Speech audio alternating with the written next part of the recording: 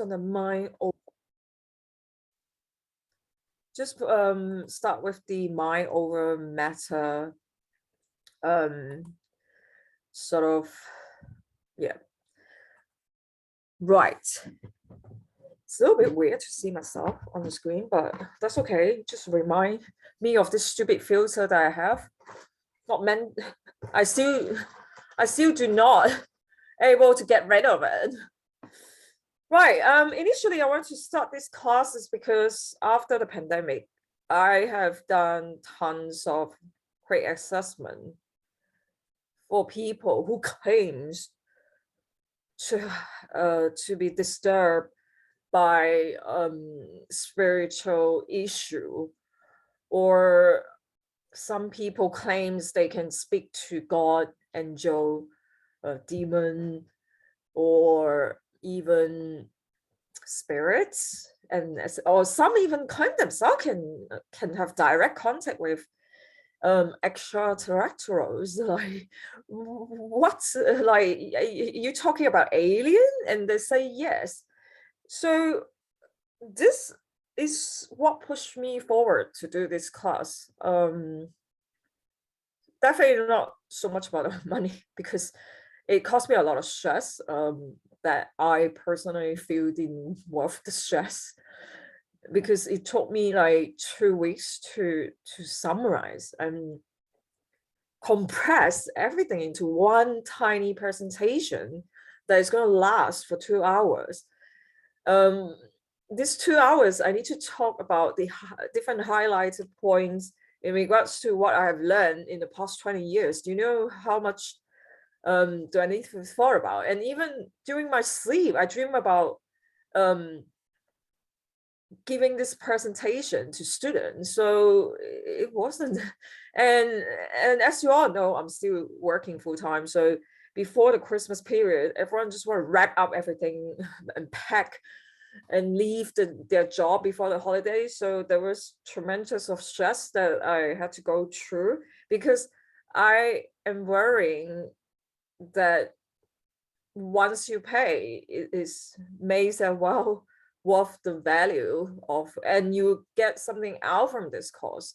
This is why I started this Mind Over Matter course. And it has nothing to do with the ability to connect with God, or even communicate with any sort of form that is not within our human being dimensions. It is mainly for you to understand yourself better, because I have a lot of people came to me like, how can I help other beings? I'm like, why don't you just sort your life first, sort out yourself first before you can help anyone else? I personally started my spiritual journey because I have a mission to make my life better. It wasn't for anyone but myself. So going to the next slide. I think we can jump to the next slide. Let me try to do this. Okay, I'm not going to do the survey. This is just the beginning, what we talk about. Yes, we are on this reason why we opened this class. I have talked about it. It's not for you to communicate. If along the way you are able to communicate with God or spirit or demon, whatever being that is not within the human species, good on you. But ultimately, that's not the goal. The goal is to receive the wise and intelligence from what we have from this universe. And that is far more valuable comparing to talk to spirit. Because once you have the intelligence in your life, things will start to unfold in the best possible way for you. Now, this kind of course is very common in the West. In the Western society, they will tell you how to find work-life balance, mind, soul, body together. I have listened to tons of it, like different method, different practice. Yeah, I've been through that stage. And now I find my own way to do this. You guys are the same. So my way is not the only way. There are many ways to achieve the ability to receive the wise intelligence from the universe. So let me move to the next slide.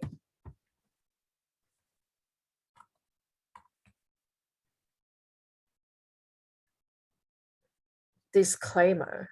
So first of all, I think I would like to suggest everyone to be open-minded when you're joining this class. Why? Because it's really important to keep an open mind. If you are too stuck in your own cocoon or bubble, it is not really something that you should carry on in life, because coming to from Asia, the Western society has opened up my eyes in many ways. Of course, there are pros and cons. For example, the binge drinking maybe is something that I shouldn't pick up from the Western society, but the professionalism and the standard or the quality of the Western society is something that we should all learn in a way. That's how I see it. So try to stay focused during this 3 hours course, but if you are getting bored, that's fine. Take a break, because from the first part of the this course, there's someone. Can someone please mute their speaker?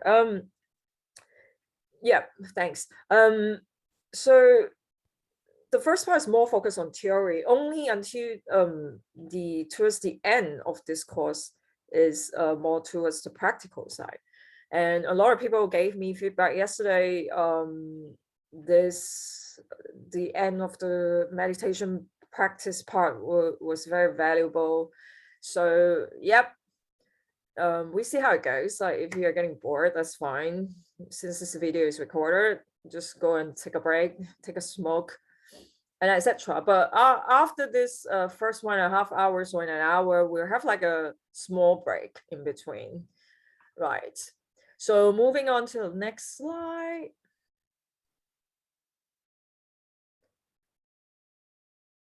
I feel like people needs to know a bit more about my background. Although some of you, my diehard fans, I'm pretty sure you memorized pretty much my background, but I still feel that are needs for those people who doesn't know me so well to know my background.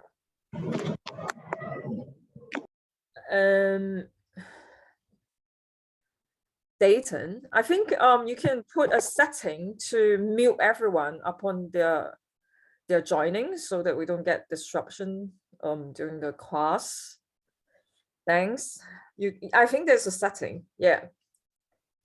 Right. Introduction about myself. My background. So I came to UK in 2001, which was a long time ago. Gosh. So pretty much I spent half of my life in Malaysia, Kuala Lumpur. That's where I was born. And half of my life in the UK. And in the last 15 years, I live in London now. Majority of the time, I still live in London, I suppose. Until this year, there are slightly small changes, which is my current job. As you know, I work in IT. I still have a full-time job. They allow me to work remotely 4 days a week, and half of the year I get to stay in Malaysia, which is very ideal for me, because since my father passed away 2 years ago, I felt that I have been gone for too long.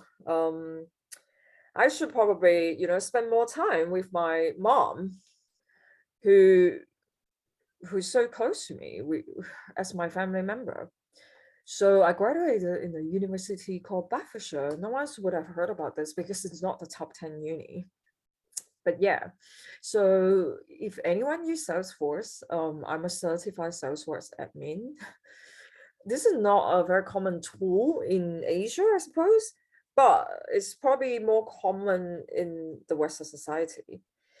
Now, since I was young, little girl, I feel that, you know, my yin yang eye has caused me a lot of anxiety, and also bad experience, because when I was little, I used to get sick.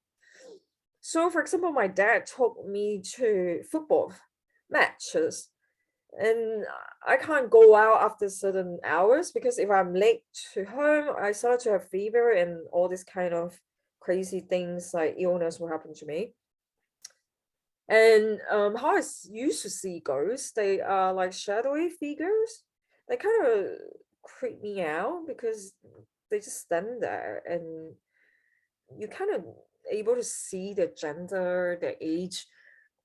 I don't know, they look really scary. One of the scary experience I had is there used to be this little girl or teenager girl, Malay girl, who was around my house. She used to poke her head out when she was when I was sleeping, and I used to thought that she was in my imagination. Moving on, I started to have like vision about the future since I was 7. The first vision I had was about my mom. I dreamt that my mom, she is very ill and end up in a hospital. Somehow this exact same thing happened to my mom when she had cancer 2 years later, and it was the exact same sort of vision that I had in my dream. That was very much the first time that I had a prediction, so-called ability, since I was young. A lot of people didn't know that before my secondary school, I used to be a Taoism. So Guan Yin was my Keima. And then when I reached secondary school, our family converted to become a Christian. So I don't really know how to chant mantra, but some of the Buddhist so-called teaching, I still remember some of it, but not most of it because I learned it when I was in primary school.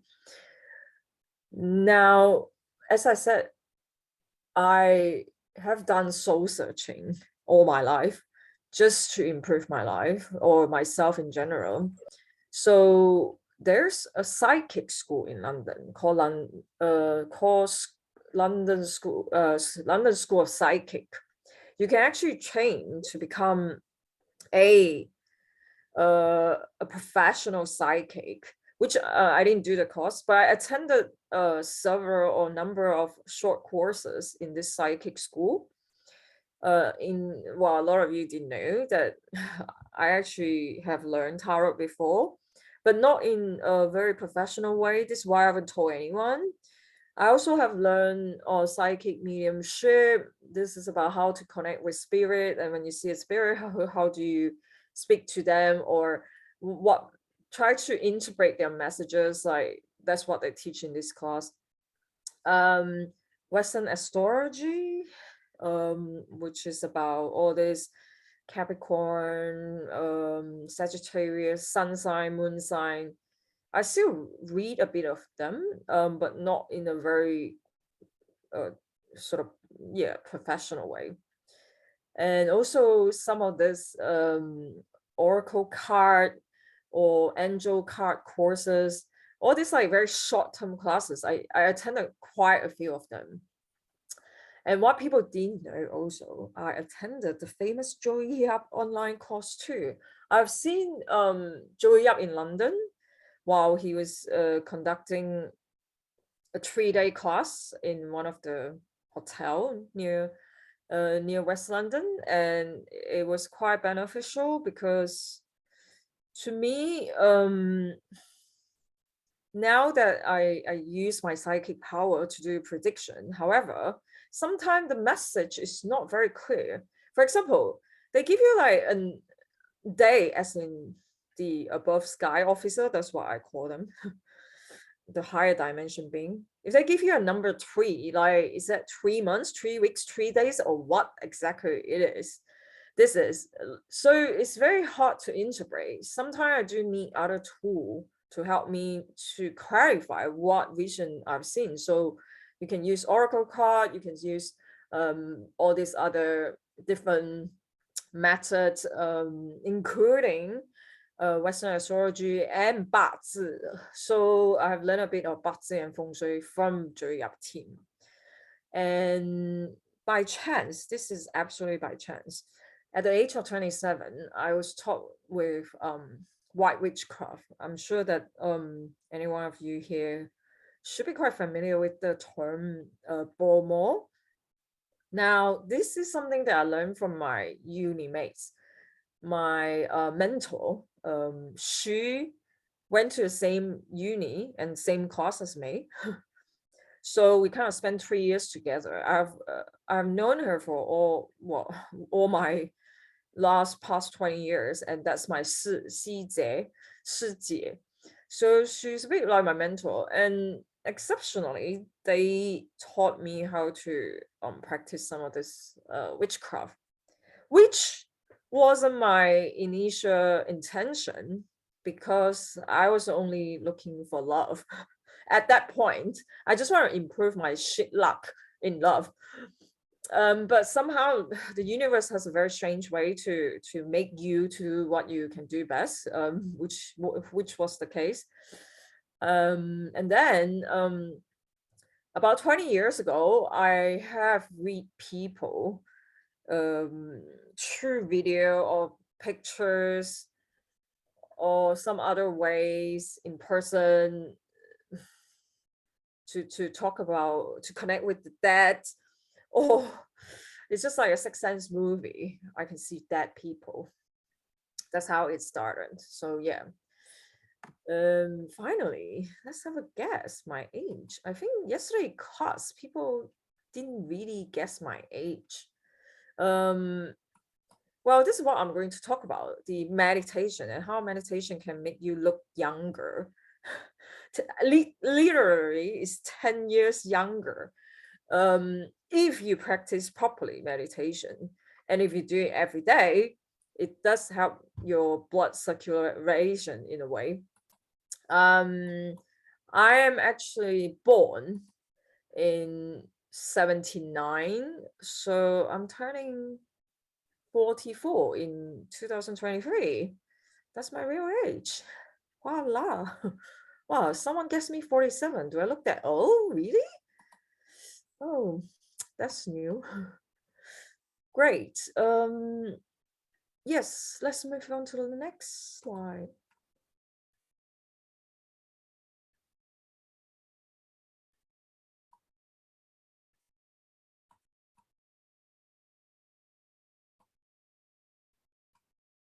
So this is just I think we can skip this. Let me read. What's this? Yeah.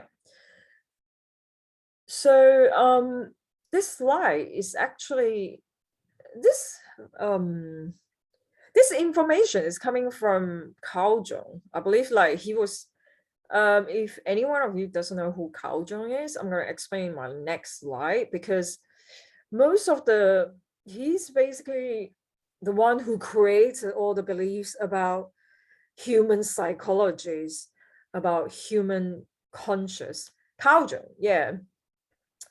And he's almost like Jesus, but not exactly.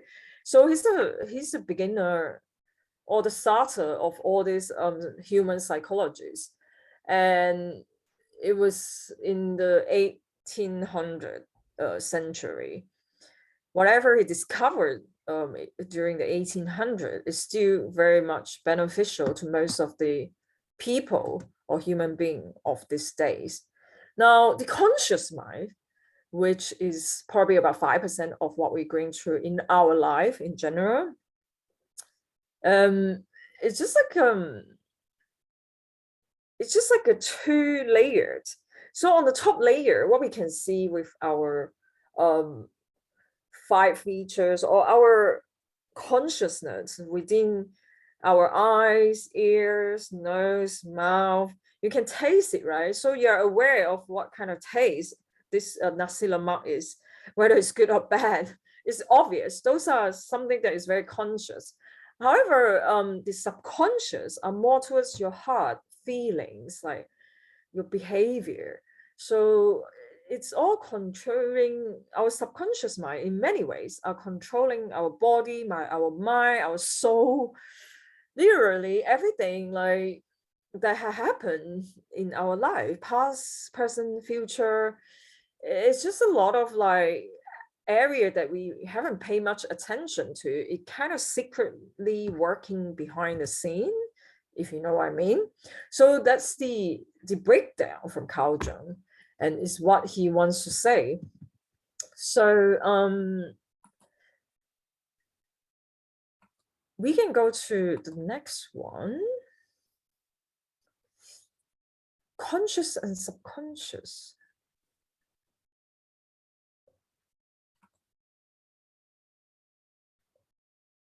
Oops, there's still some.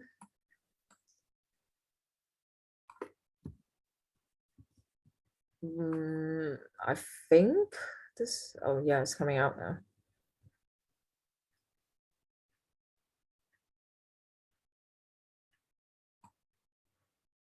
So like I said, the beginning part of this presentation or classes is all about theory. So I don't want to go too much in details about what is conscious. As you know, what conscious is the factor that during your awakening stage, like now, you're conscious that you're listening to my online course. You can hear my voice, you can see my face through the screen. These are very conscious.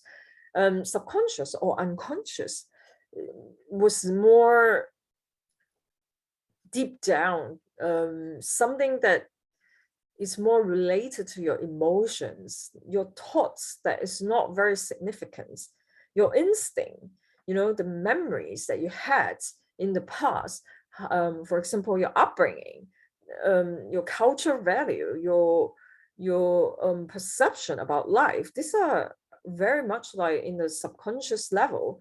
So as you know that I don't know this Germany, how yeah, Sigmund Freud or Carl Jung, they're both like the beginners or the father of this psychological or neuron, what they call discovery.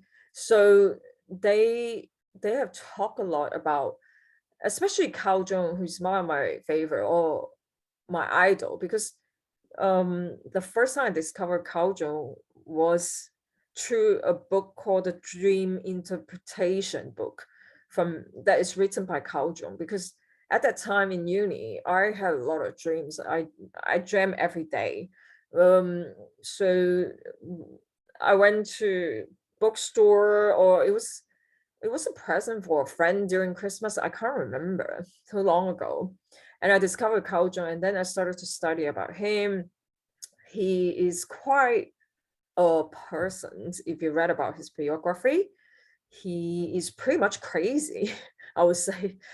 Yeah, if you're interested, you can Google him a lot in regards of his history. Yeah, at one point, people didn't know that Carl Jung's father was actually a priest from the Catholic Church.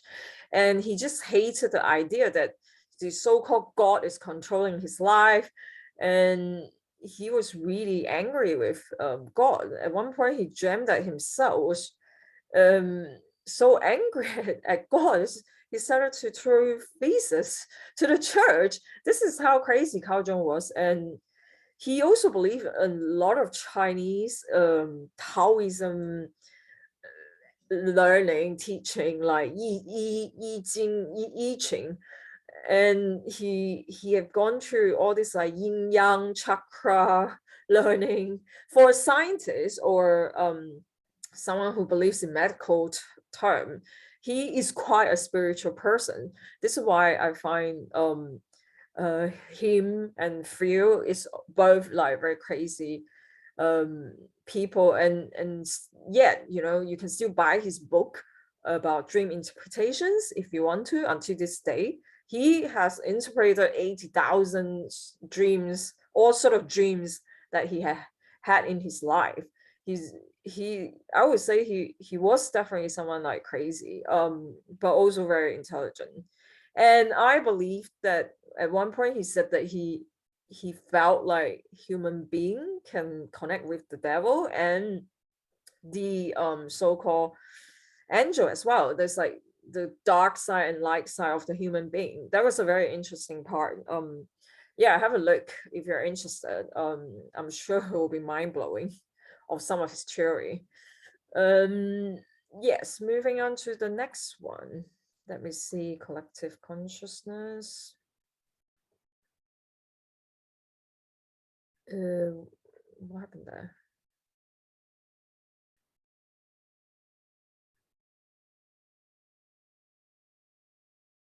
Did I do something wrong? Yes, I did. Collective consciousness.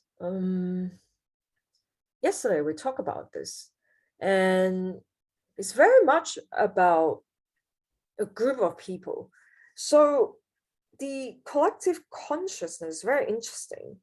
It's something that what Carl Jung said is the original of everything, because this is inherited by DNA, inherited by your parents, your ancestor, and etc. So it's the deepest form of consciousness or unconsciousness. This is why it's called collective consciousness. Now, collective consciousness is very much significant. It's a lot more significant in the animals than us human beings, because we human beings are very complicated and complex. A lot of time we don't even know why we are here, why we're having fun or suffering. Either way, we are stuck on this planet. Let's just put it this way. So the deepest and most powerful part of the personality and inherited tendency that has developed over thousands of years of human ancestral experience. What it means is by he felt that everyone, when they were born, we inherited certain traits from our genetic, from our biological way. So this is very deep. I'll give you an example. I think I have I have done some study in my last 20 years, because in Al Quran, people talk about Jewish people are being the most intelligent people. And if you read the Bible, the first kingdom was going well. The first thing the King Solomon asked for was the wise from God, but however, he betrayed God at the end. But that's not the point. The point is, as Jewish, like how all these people can be, almost born with like good entrepreneurship. If you look at the richest or private family like Rothschild, these are all Jewish, lots of famous scientists, Einstein, like many other these days, like all the tech mogul. There are many of them, and New York in particular. For example, in London, New York, the jewelers, the famous jewelers, they are all actually Jewish. And the biggest real estate, empire, they're also Jewish. They're almost everywhere. They're a very small nation. And Jewish tradition is very strange, because whether you are Jewish or not is defined by your mother. So if your mother is a Jew, then your kids will be Jewish. So they don't actually look at the male. And Israel is the only country that actually women has to train as military for 3 years, I think. And you can't escape that. You have to defend your country despite you're man or women, unless you're a child. So they have very strong DNA collective consciousness. It's almost in their blood, what I could say. So in order to understand the Kabbalah and the Jewish a lot more into detail, I have known a Jewish friend, because this Jewish guy, he was already a millionaire when he was 19, that I have known in London. So I wanted to know what is his secret. And he was merely finished high school at the age of 17. He started to, buy a book to learn about Google algorithm, because he wants to set up an e-commerce platform to sell electrical goods. And in after GCSE or something like this, like he's probably 17 at the time, he learned himself and work out this so-called Google algorithm. He managed to build his website from a £5,000 loan that I think he got from his parents. It's not given by his parents, but a loan, yeah. And he then started to make it the first year. He was already making £10,000 per month, like revenue after deducting all the costs. And on the second year, he was already making something like 50 to 100,000 per month in pound. So I went to visit his family every Friday to study about Kabbalah dinner, because they are very family orientated. If you're Jewish, you have that strong sort of like, I don't know, cultural background that you are a Jew. You have to help another Jew. They would never against another Jew or against each other. However, within the family dinner, they talk about a lot of like religions value and culture value. The only thing that I find it very significant is within even themselves, among family members, they have very sensitivity towards money.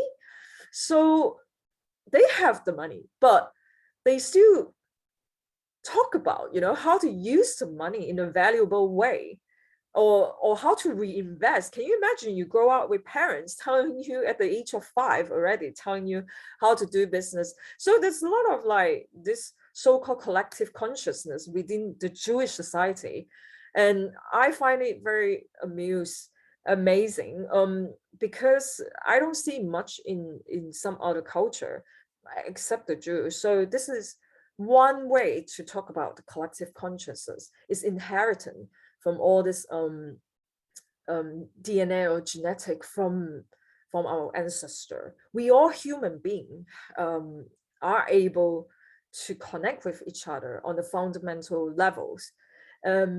This is by giving an example of a monkey experiment. So the scientists had put two groups of monkeys. So each group, A group, has 50 monkeys, and B group also 50 monkeys.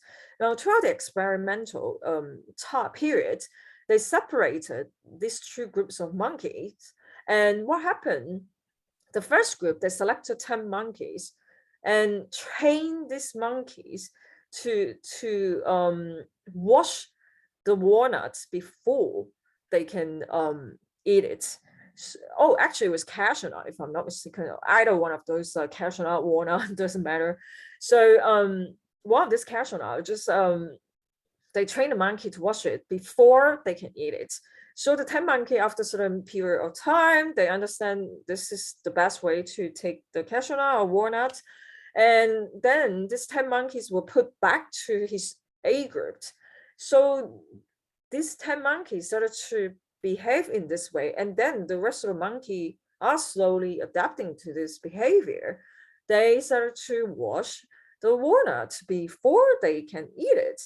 However, the group B's of monkeys, they have never have any close contact with group A of monkeys, but started with 1, 2, 3, then lead by the rest of the group in times. They also start to behave the same way. So the scientists proven that animals can actually influence each other without even interacting with each other. So this is coming back to the fundamentals of human being species. We vibrate, every object vibrates, and our vibration can influence each other. And it is in a large scale, let's say 10,000 people are vibrating in a good vibe. So the rest of the 10,000 that is not in this group will start to feel it too.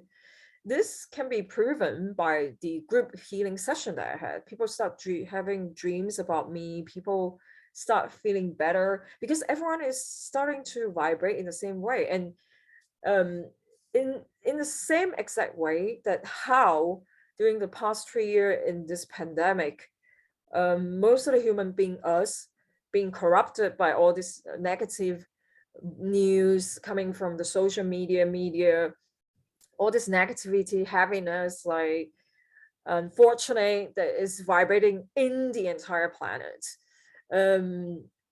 Therefore we felt like, very negative, but it's very deep in us. We probably still go to work every day, but we don't really realize this.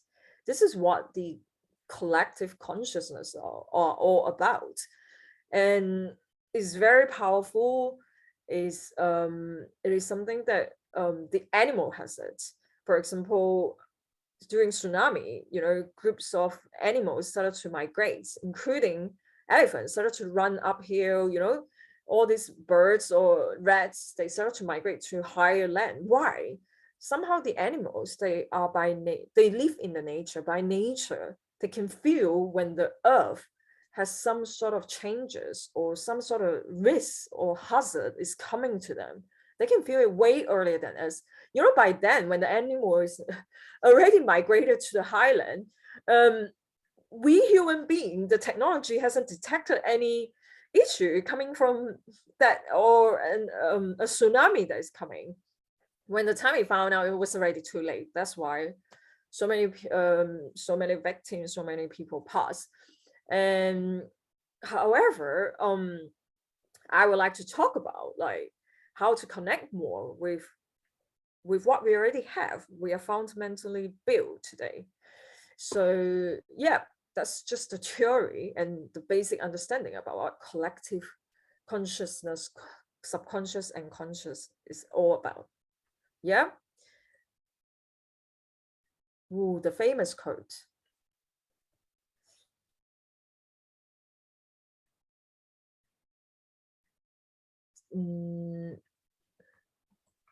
So a lot of people ask, what is soul? What is sorry, where are we going? Yes, thanks. What is the connection between consciousness, soul, and higher self?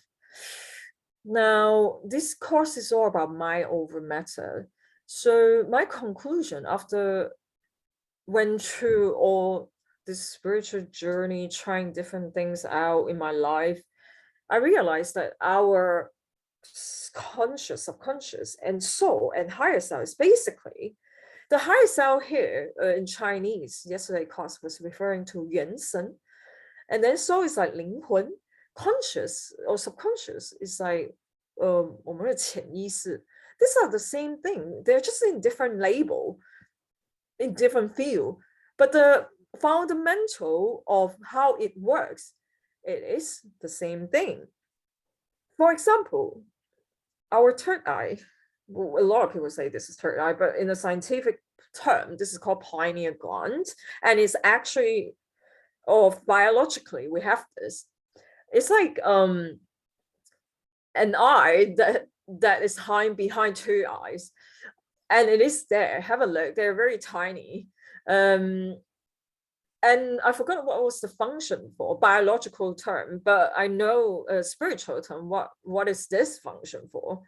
And I classify this as a Wi-Fi router. So the stronger your Wi-Fi router, the better you receive informations.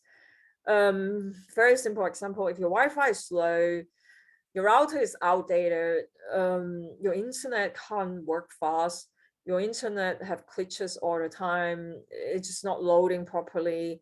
In order to watch a video, it takes forever. that's what it is. Yeah, so you have to upgrade this Wi-Fi or third eye all the time. And how to upgrade it is something that we are going to talk about in our class. And in many culture documentaries, we had talk about the Akasi records, past life imprints, life of tree. Life of tree is like a myth methodology that are coming from the Scandinavian. There are lots of East Asians like the Egyptians and etc. So a lot of history in the world have talked about this, and all down to one word: we want the wisdom from the universe. And by all means, the universe is actually a live micro being. You know, like our planet is a bit like a life. If the planet itself felt like they are too detox, they're too poisons, they need time. They will start to this detoxing process to detox our human being out from this planet, and they will start creating all this like tsunami, all this like viruses. It's just the whole um planet is actually a being. It has its own consciousness or subconsciousness. That's what I believe, and that's what a lot of scientists believe anyway. So yep, this is just to sum up what is this consciousness all about. And why are we doing this? There are two quotes that I would like to share with you that is about it's weird.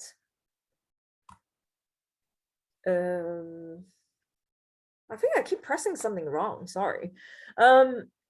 Yeah. So from Carl Jung, he said, until you make the unconscious conscious, it will direct your life and you will call it faith. I think it's very clear what he's trying to explain here is that until you learn about what is deep down in you, in layman term, then you will have a good direction of your life. If not, you just hope this is or call something like fate. And Sigmund Freud, in the small matters, trust the mind. In the large one, the heart. I'm going to explain a little bit about this situation. So the scientists found out that our heart and brains are two separate memories data banks. So if you are heartbroken, your mind is already healed, but doesn't mean your heart is healing or already healed, because your heart also memory this pain, and it's probably far worse or much longer than the brain could possibly be. So brain itself and heart itself is like a two universe of its own. It has its own neuron system that operating differently and don't they are sharing signal, but then they don't necessarily take the command from each other or take the signal from each other.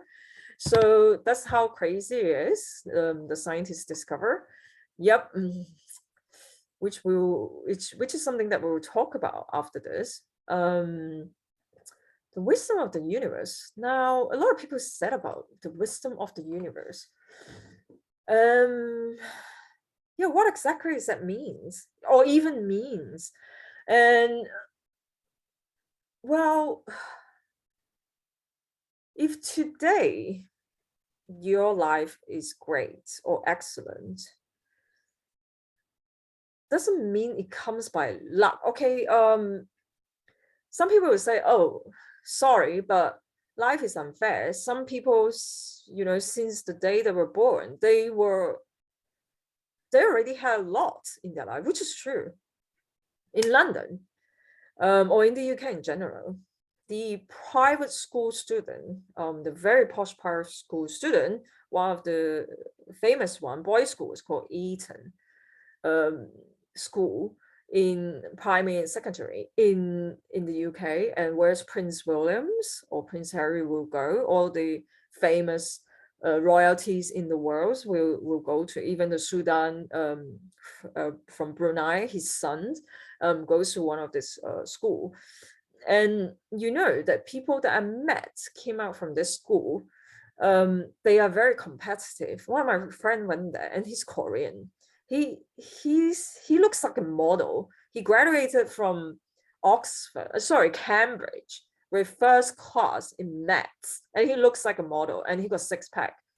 And obviously he's tall. He works for one of the biggest private equity firm, PIMCO, or asset manager PIMCO in London. He speak Korean, French, Spanish, English. You know, like people say all these rich people they're given, but just because you're rich doesn't mean you are less competitive. They are even more hunger for success. The people that I've known from all this like very upper class and so-called posh community, they are so competitive. In London, you meet all the top world talent that not only has the family background, the looks, and everything. Like I once asked Terry, this Korean guy, I was like, your life is so perfect. What else is missing? He was like, oh, you have no idea. My families are crazy, you know, because of money. They just want to kill each other. I was like, oh wow, good to know. So we don't know. By all means, you know, what I'm trying to say is that we are living in a world that is very new age technology type of thing, that information is easily obtained and given, and it has its pros and cons. This is why the Gen Z, they hardly even use their brains. I mean, to change, I give you an example, to change like the speed of a video on my YouTube, they even need to ask someone. I don't know, like, can you use your brain a bit? Like, I'm not saying all the, you know, after 90s or all the after 2000 generation are like this, but they're smart people. By all means, people condemning Miss Puyi, but I think she's very intelligent. She understands how the social media world works. Therefore, you know, she went out her way.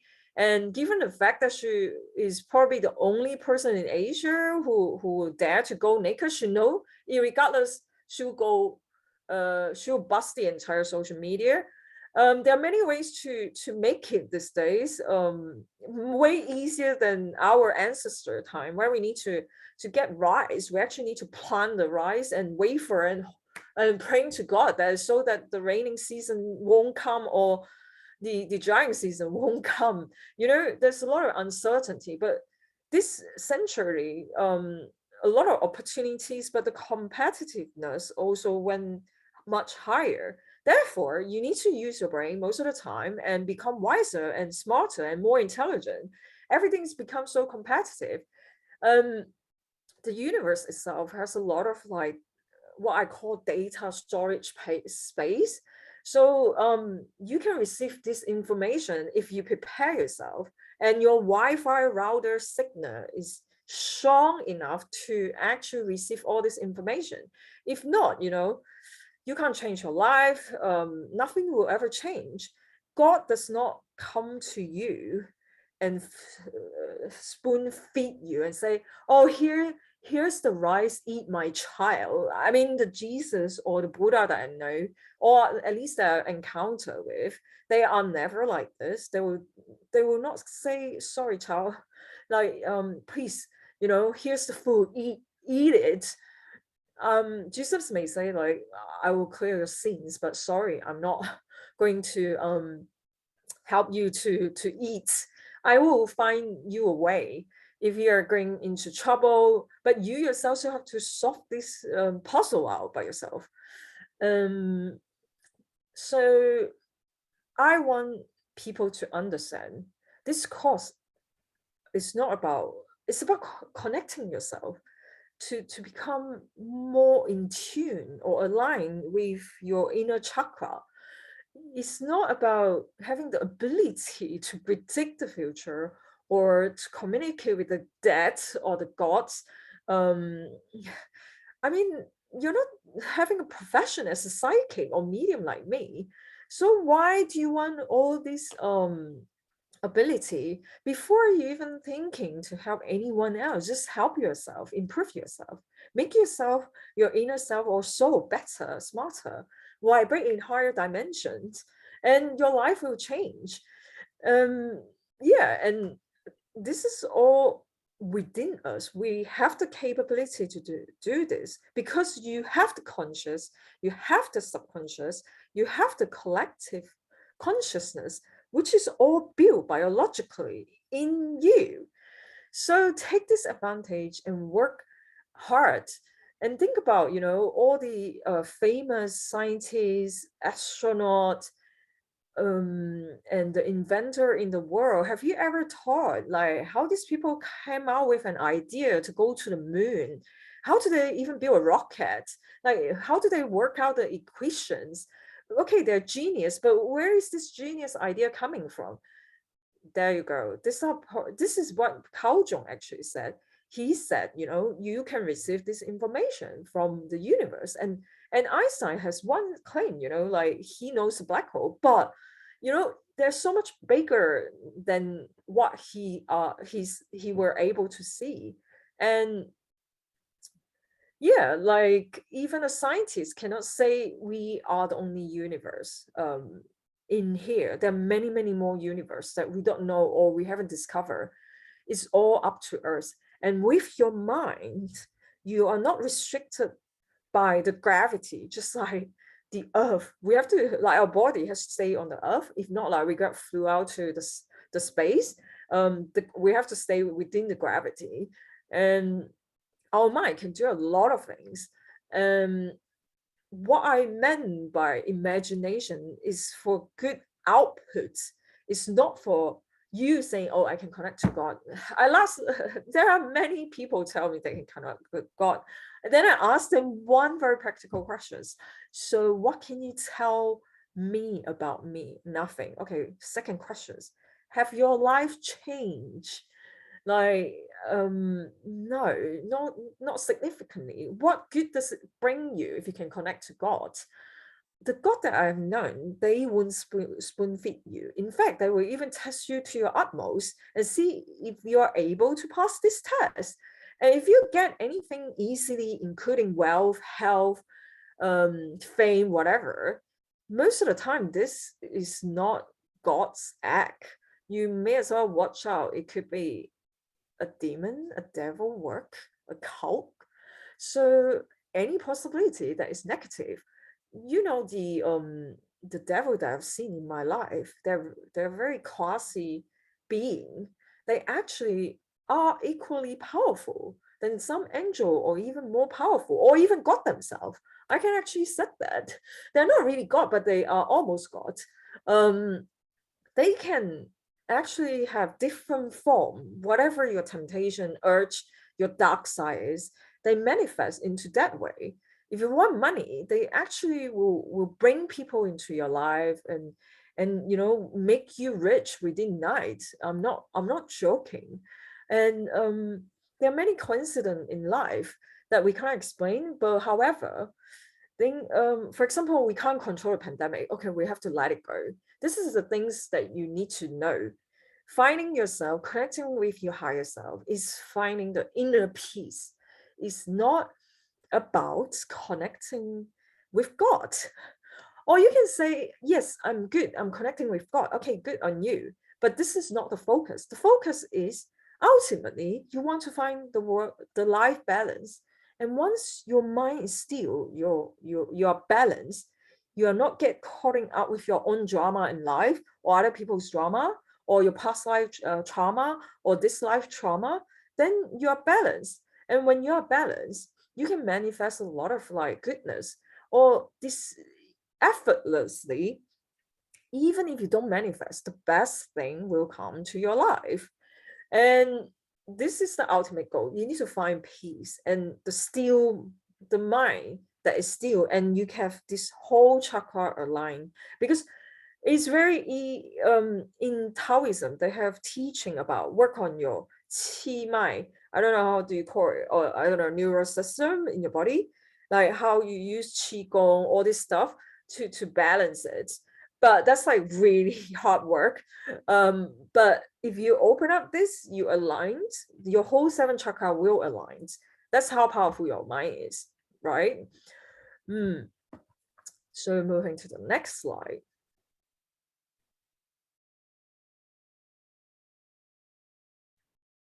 This is something that I want to talk about in regards to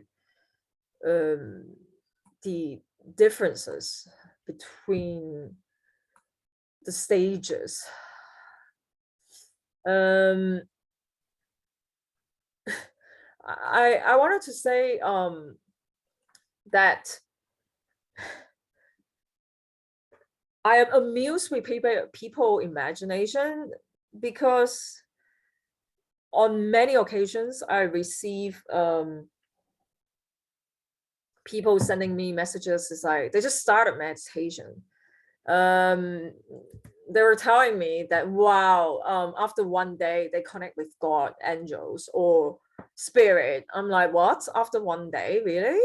Like, okay, I'm pretty sure that was your imaginations, because what people are not aware are actually there are different stages during our practice or our process to connect with your higher self.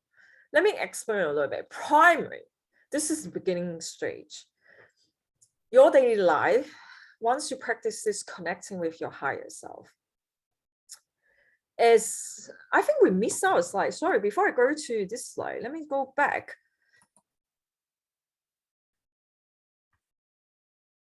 Yes. Oh, they didn't submit. Did I keep pressing a wrong button? Let me see. Okay, that's the one that I want to go for. Yeah, I know something was missing. So way to connect your higher self. Right. Difference between 冥想. I think, I don't know what's the English in 冥想. Can someone translate from here? To me, 冥想is like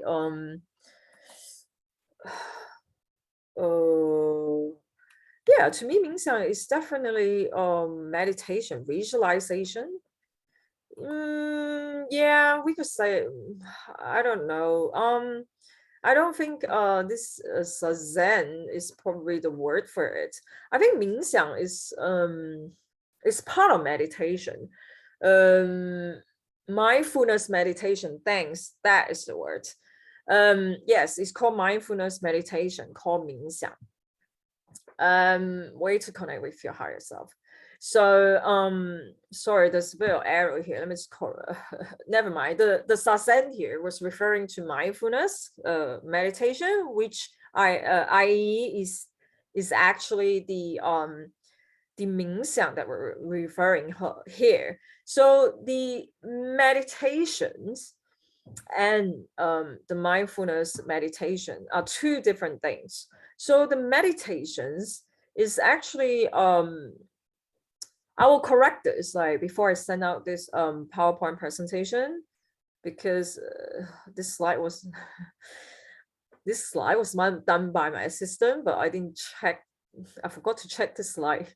Sorry about that. The meditations, the traditional meditations, are the one that you sit down and cross your leg, yeah, and then you have to like make your back straight, because if you like hunchback, your breathing system is not incorrect, because then you are not breathing correctly.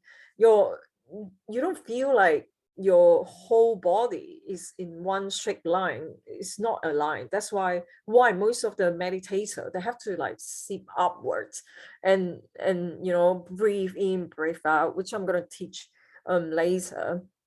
And then you have this mindfulness meditation, which you don't necessarily have to sit down and upwards or straight, or you know, being boring, because it's quite boring, like sit there for hours. Well, at least in the beginning, I find it quite boring.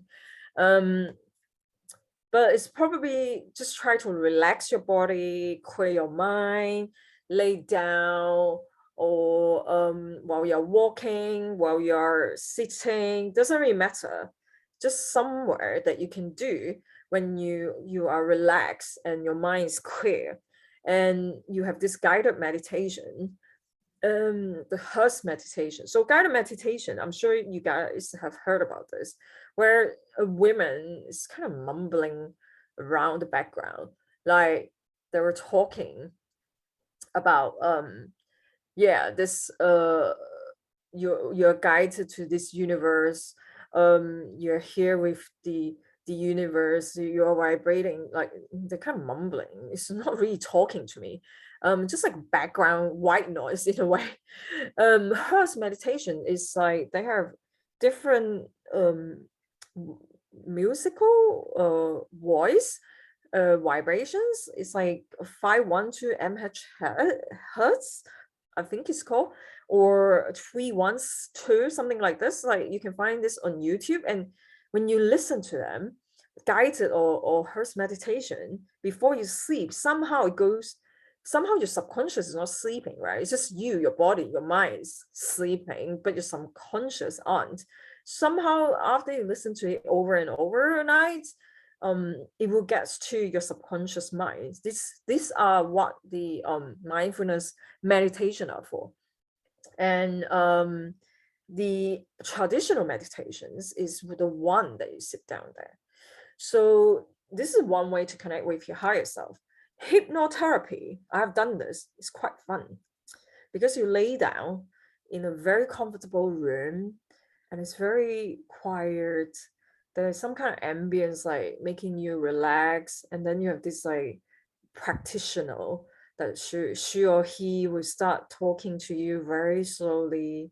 She'll guide you. You are in this half awake, half asleep sort of stage, and then slowly you can sort of get into your subconscious mind when you are in this stage, but they guide you through the whole journey. Now, I've done a couple of past life progressive hypnotization therapy, and they were pretty good. I would say it's worth the experience. Psychological therapies. This is the normal therapies that you go to when you said that you're depressed, but a lot of people didn't know. Seeing a string or seeing a therapist in the Western society is quite normal, even though you are not crazy, or even though you don't have any mental issue. As long as you want to have a channel to talk about your frustration in life, you can actually sign up for this psychotherapies, which is covering by most of the employer in their private insurance. So you just go there and talk about what you're unhappy or what you're frustrated, angry about. And before they get you onto this program, they make you work really hard, because they will send you like 20-30 questions.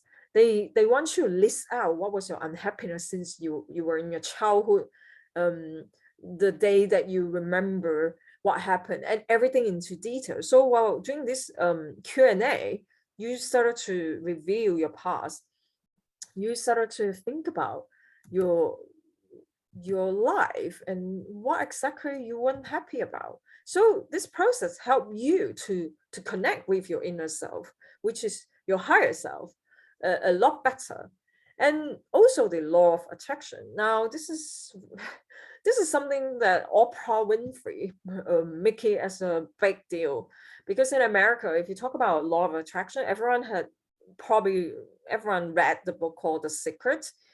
Now, this practice is very similar to the first two, or the combination of the first two.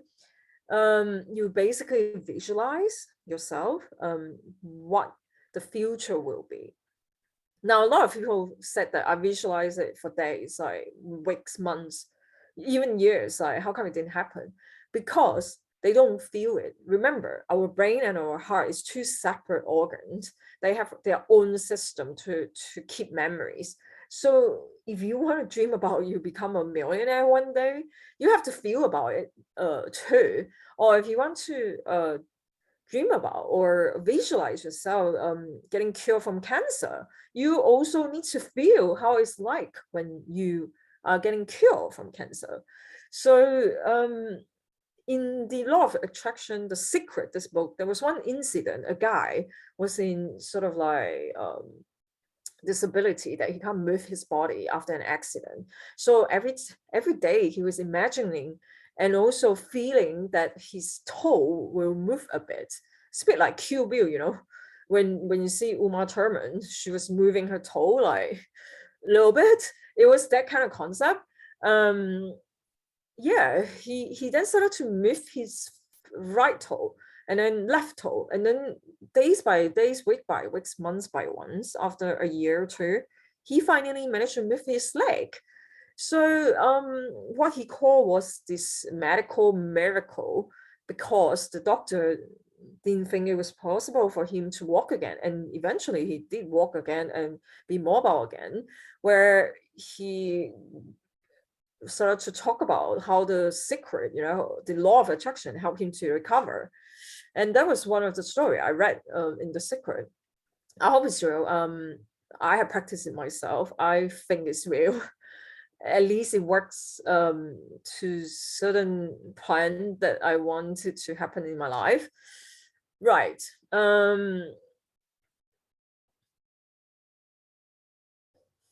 The fourth one, I think this translation is a bit incorrect, but drawing on the power of master.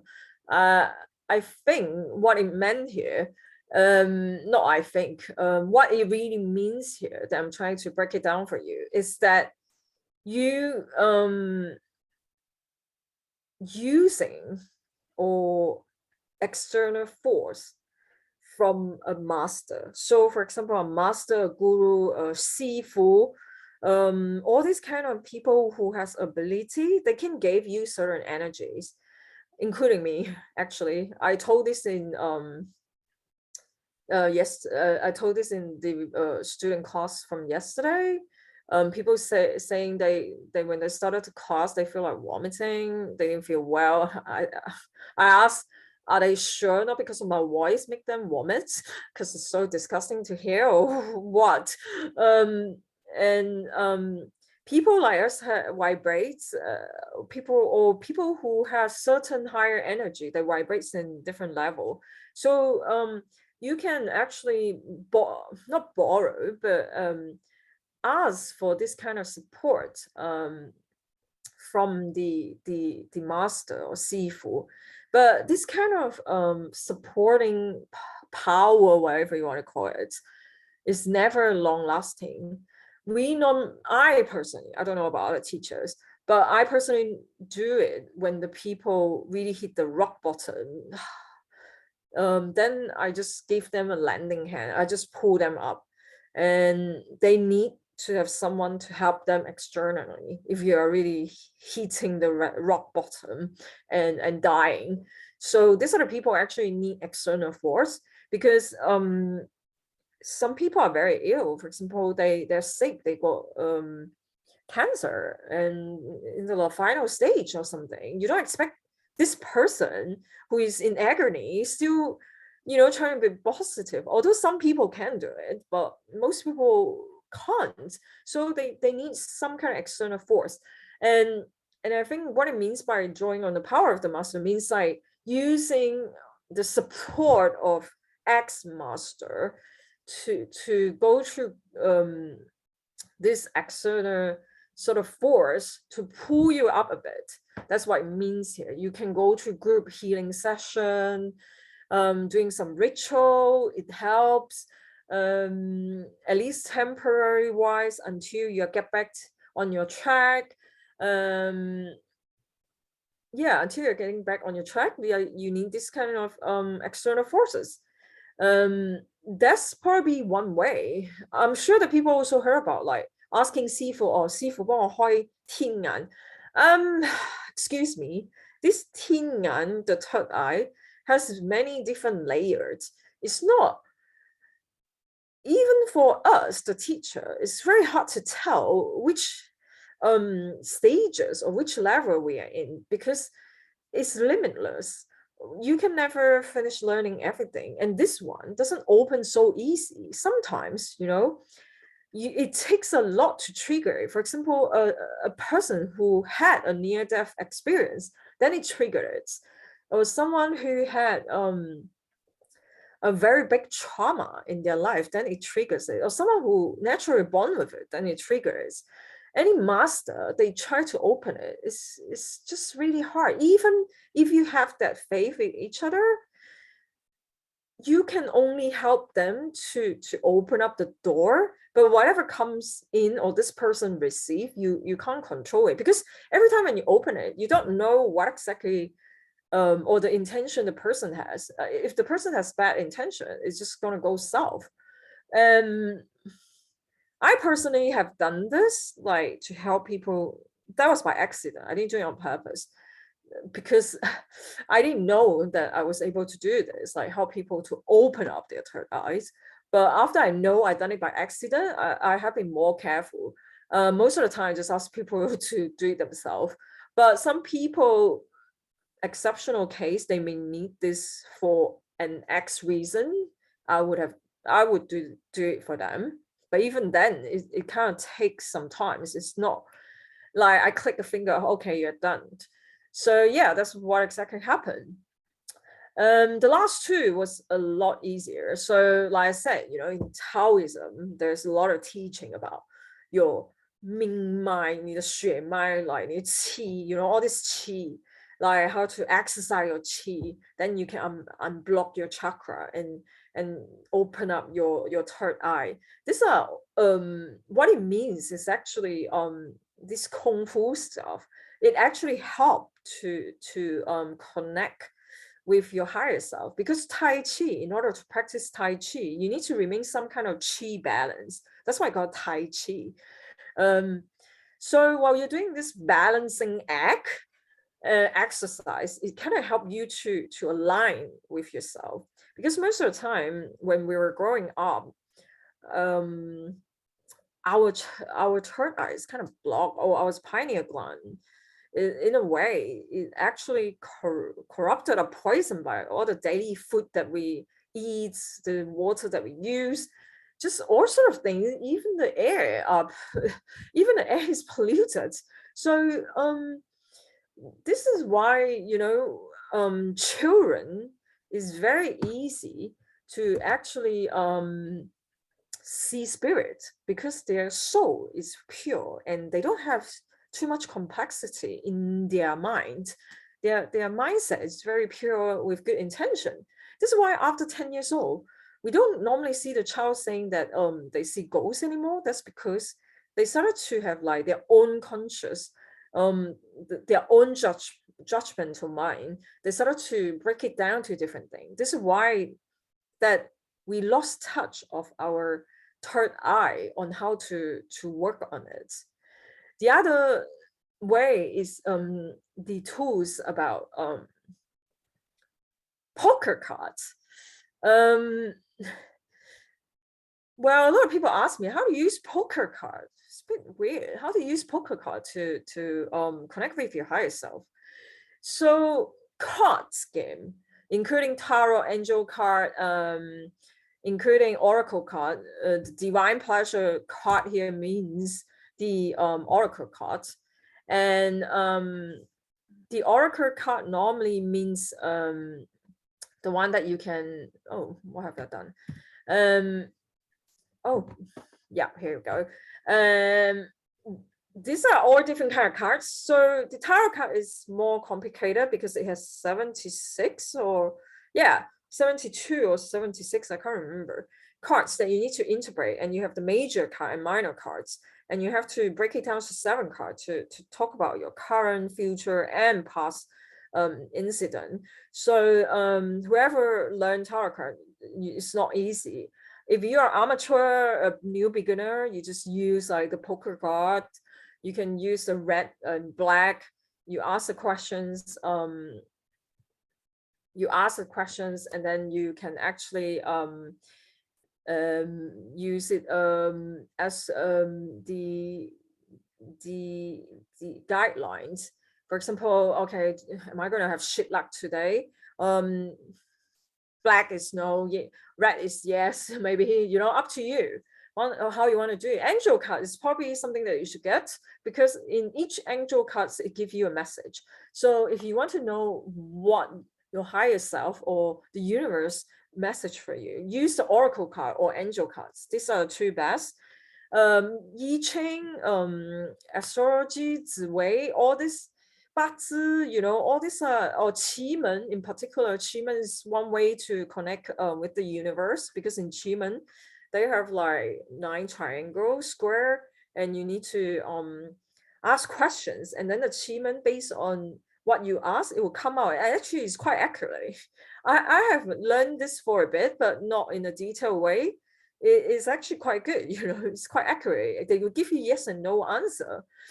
It's a little bit weird, but it's kind of fun to know this. And someone asked me 灵摆 yesterday. I don't know what is 灵摆 in English. But yes, 灵摆 is something that you use a triangle stone where you ask a question and then it will move around. I have done one metal stage. Metal state is like there was a woman in America. I did it with her, which was really weird. She was like I think she's still alive. I'm not too sure, because she was like in her 80s already. I was studying through the friend. She used like 2 metal stakes. Have you used like 2 metal sticks, and then she will move them around left, right. I'm sure you've seen it in the movie. And when you ask a question, it give you directions. And she did healing using the directions left, right, or middle, or both, crossing to understand what trauma do you have. And it was really, really interesting. And the first time she said that she wants to connect me, I was like, yeah, good. I basically sent a signal to her house and accidentally turned on her TV. That's what she told me. Because suddenly, when we said, I'm ready to connect, and now we're connecting, her TV just like suddenly opened, like switch on by itself. That was a very incredible experience that I have. Yeah, you could try all this. It's quite fun. So I give you a few methods. Then there are many, many more. In the psychotherapies, there are actually about 50 other branches, how you can connect with your inner feelings, inner self, and all this. Tossing a coin, someone asking me these questions. Yeah, that's one way to do it as well. But you can only ask yes and no answer if you're tossing a coin. So yes, let's talk about the next topic, because after this we will go to the meditation practice, and then we will have a break.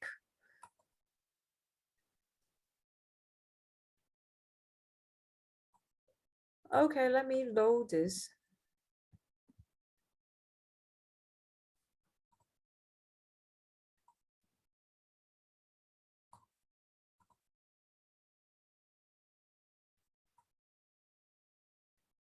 Okay, here we are. There are different level to confirm that you have connect with your higher self. Okay, yesterday, like I told students, don't be too singa. If you practice one or few days or few weeks or few months of meditation, doesn't mean you're already like on the professional or expertise level. What you could have been is probably the primary or beginner's level. So the beginner level, your daily life will be the same as usual. You won't feel much different. Maybe you'll feel less tired, more energetic for a while. sometimes biologically you have physical reaction. For example, you feel a bit of numbness on your forehead, it's like, or pain, or some kind of sharp pain like coming through your forehead. And some people keep seeing angel's number, which is something that I will discuss in a bit when we come back. And then in overall, your life still doesn't feel much changes. In fact, at this stage, you probably live life as usual. And then the intermediate stage, you start to feel improvement on your intuitions, or your creativity, or your inspiration. Somehow there are more ideas coming into your mind.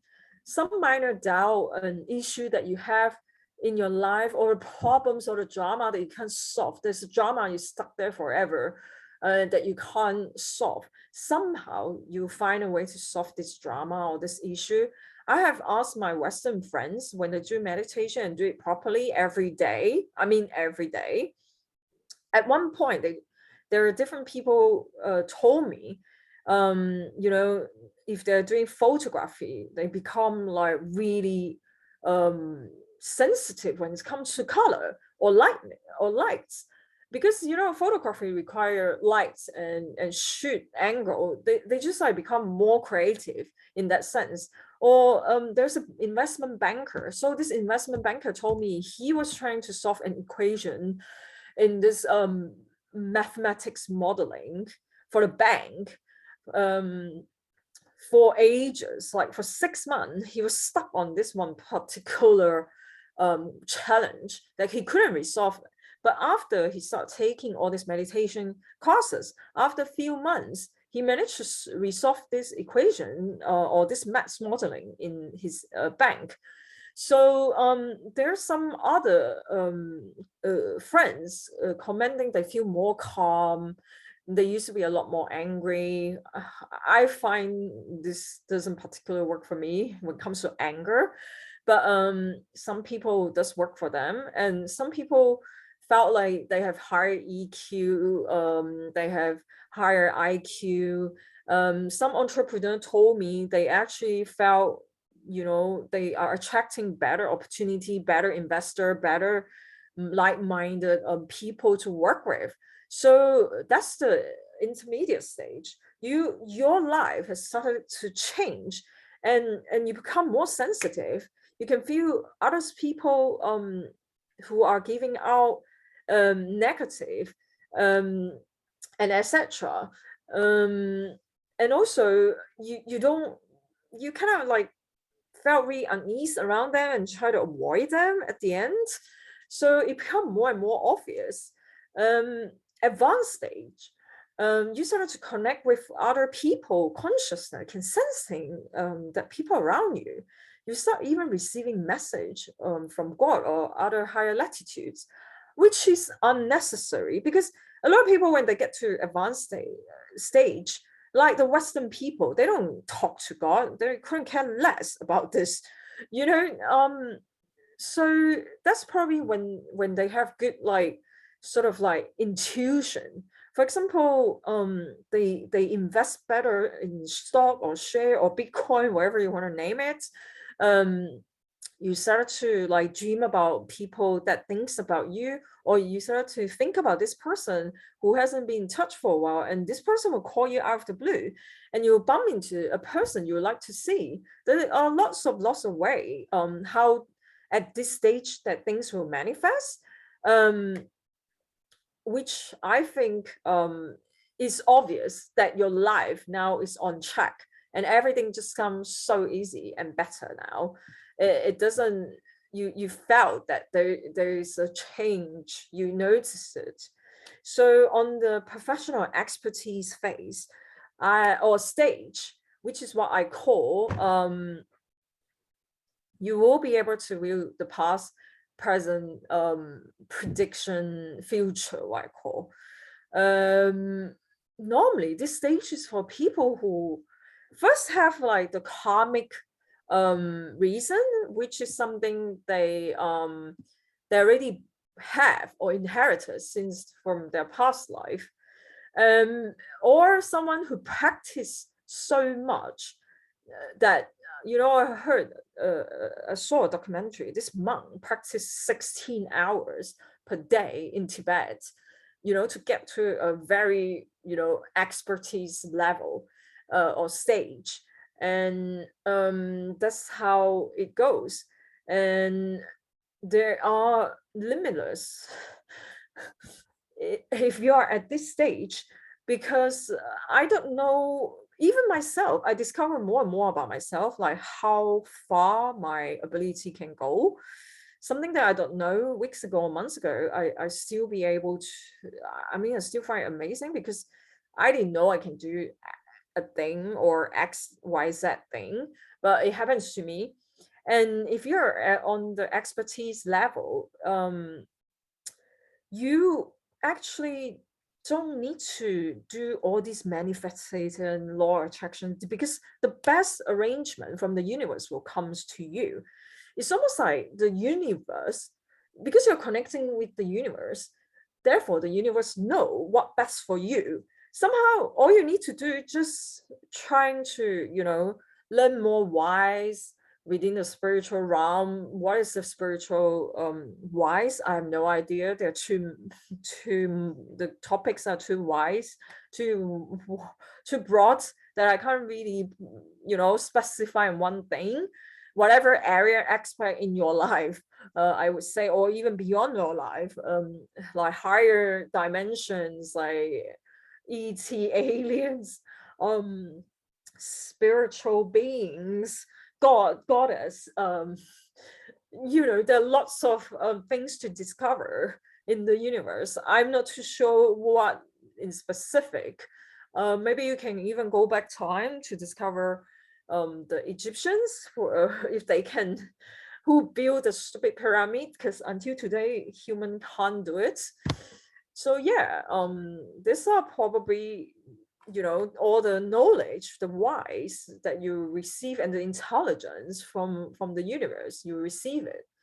So I guess these are all the theory parts of our topics today. We're going to take 10 minutes break, and then within this 10 minutes, do whatever you want, eat or pray or meditate, up to you. I'm going to have a 10 minutes break, and then when we come back, we're going to start talking about the practical part of the so-called meditation, which the student from yesterday said that was the best part of the study. I'm not too sure. It's up to individual, but I'm sure that you all will be benefit today too. Great. What time are we on now? So we will be back 5 minutes before 11 or 12. Yeah, maybe 12 or 11. Yep. See you guys.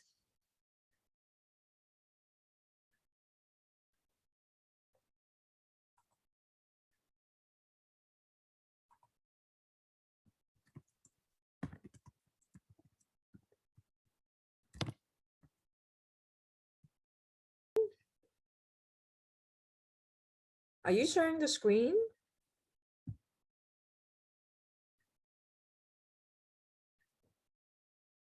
Yes. We are back, finally. Meditation practice. I like this part a lot, because when I started it, is because my old job, somehow they were encouraging work-life balance. So one of the class they suggest us to go for was meditation. It was like a big thing in the Western.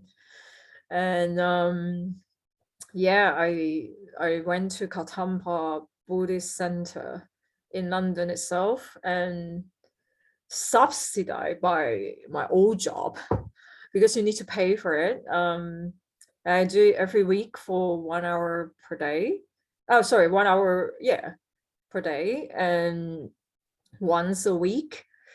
My teacher at the time also got yin yang eyes. She was a typical Roman Catholic church type of girl, but she has yin yang eyes. She was an amazing teacher. To qualify to be a meditation teacher, she actually went to Tibet to study for a whole year with different lama.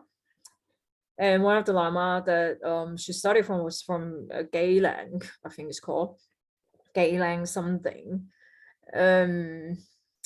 And surprisingly, she was also an ex-investment banker. That she was fed up with her life. She just went to Tibet to learn about this. And because she was such an amazing teacher, I had to thank her, because if it wasn't because the way she teach was so interesting, I wouldn't have stayed in the class, because it was, to me at the time, super boring. Sit there doing nothing, just focus on breath, like focus on one dot, and then you get easily distracted. It was very hard process to begin with. And I don't have much patience, as you all knew it by now. I'm not a very patient person. You have to look for a quiet environment. So the environment around you has to be clean, quiet, tidy. You don't want to move around and hit some boxes and get yourself injured. What I'm trying to say is trying to have a bit of space and around you, because it helps you to get into this meditative stage. Burning incense or candles or fragrance oils, all this like essence oil, it helps you to calm down your nerves. Because the candle have some kind of essence, and the incense actually as well, or the essential oil, what you call it, those help you to relax.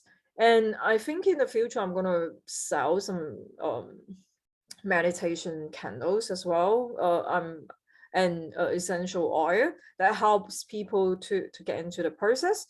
But maybe not this year, because we're in end of the year already. So you need to sit upward. If you have some kind of physical health problem, for some reason you can't sit, okay, lay down. But you need to do this breathing exercise. When you inhale, you really have to take a deep breath. Slow, not like this, but, and then hold it for like 5-10 seconds, and then release, exhale.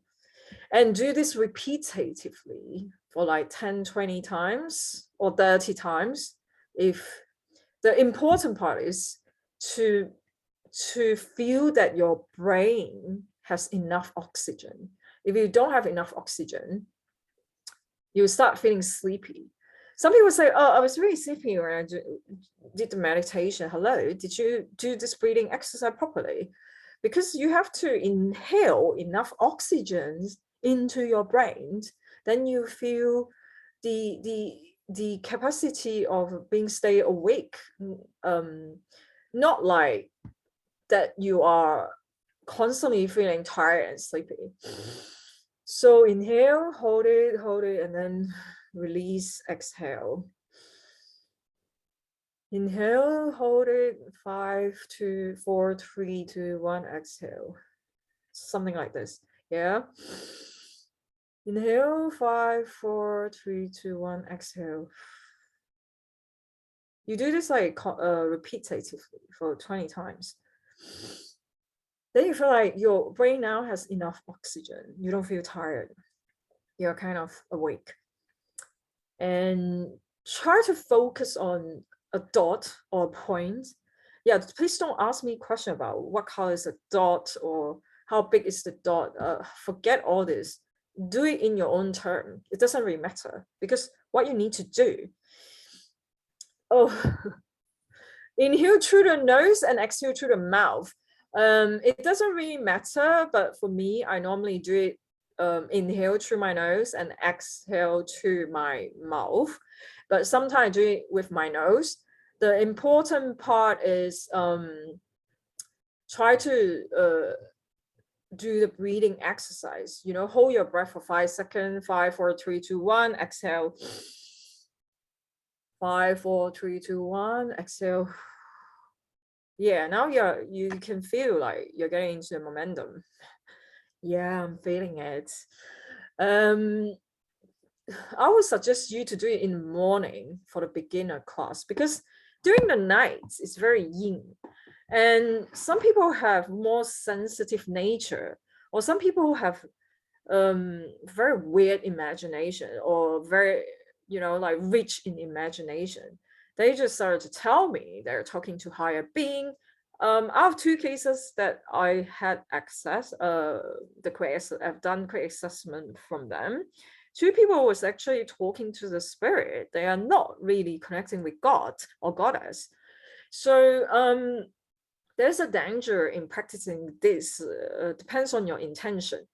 If you're someone sensitive, I'll ask you to pray to your God, whatever religion you're in, to protect you, or imagine yourself in a bubble. You're protected by this glass bubble. Nothing can enter. This is the accurate way to do it. Or pray to God, like to protect you. And try to do it during the day, because if you're doing the meditation under the sun, you can inhale or receiving more of the energy of the sun, because the sun and the moon has energy, and the nature has energy. We can do it in the park, which is even better. Someone suggested it. I would like to do it in the park, because then you can feel the difference. Because when you're around the trees, like, you feel some kind of calmness, because all the nature has its own energy. Each object or even table has its own energy. So you need to get to a stage where your mind no longer clouded with all these crazy thoughts of yours. Because while you're doing this breathing exercise, you start focusing on a dot or an emptiness. What they taught me in the class, emptiness, means you think nothing. But then when you try to force yourself, think nothing, okay, think nothing, nothing. Oh, suddenly there's so many thoughts like keep popping up. The act of awareing you think nothing is actually a thought already arise. So take a deep breath, do the breathing exercise, relax and go with the flow. If you have a lot of thought, that's fine, they will pass. Just like watching cloud, eventually all this dark cloud will go away by itself.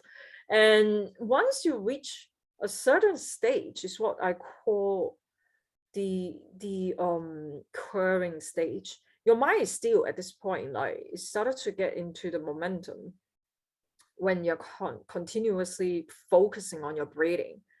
And if you want, you can focus on the dot, but I feel that focusing on my breathing, it helps better with focusing on the dot, because if you focus on a dot, it's probably easier to get distracted, because then you start imagining the dot has colors like energy, blah blah blah, all this like bullshit. Yeah, so eventually you get to a transition period. This transition period is really strange, because you're in a half asleep, half awake sort of stage. You are awake, but you're not really awake. The noises around you become very vague and far. This happened to me one time. My downstairs neighbor was doing drilling during the day, and I have to do that meditation on that specific time. Somehow, if you arrive in this stage, you can't really hear that, and then your body will start like sort of vibrating. You can feel the energy floating from left to right, right to left, and it goes like around your body, up and down, fingertips, toes. You can feel vibration. You can literally feel vibration. almost to a point that your body is shaking. That even happens to me. And I feel that, suddenly when I was in this half awake stage, like there is some kind of energy entering my third eye, my pineal gland. And this energy is like when a lightning strike at you, it's sort of like go deep into your mind. You can see like bursts of energy is coming from somewhere into your body and through your third eye chakra. Um, Sometimes this light appear as like lightning, sometimes it's appear as a ball. So this is why some people, when they meditate, they see energy balls. That's because something from the universe, the energy is entering you. And yeah, there's like different weird experience. And at one point when this start happening, you will sit still. You can no longer feel your leg numbness, because by then you probably sit here for over an hour or two, and you were getting high because this energy is so strong. It's a bit like trance stage. um it's very hypnotized. It's almost like this blissfulness make you feel super energetic, super high.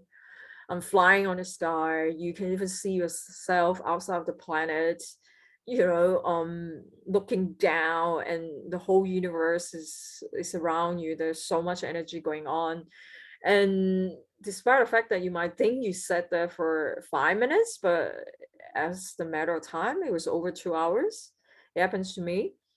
It happens to me one time that I think I inhaled too much of this energy from the moon. Yeah, I was hyper for over a week. Like I was like, yeah, man, I'm all good. Hey, what's up? Check me out. That kind of like crazy behavior. I was just like super energetic. And when I get to a specific stage, I was even hyper for like the whole month. Yeah, so these energies are powerful. And this is your physical reactions. However, on the subconscious level, our soul level, our higher self, you don't feel as much as your body, or it's not as significant as your body. Somehow, if you constantly practice this day after day, weeks after weeks, months after months, years after years, you may find that your cells is very much, all your chakra by now should be aligned. So every time when you do this meditation, then you aware that you become smarter. 醒目咗喎，近排. Like back in the days, like even your boss was telling you, 你可唔可以醒目啲?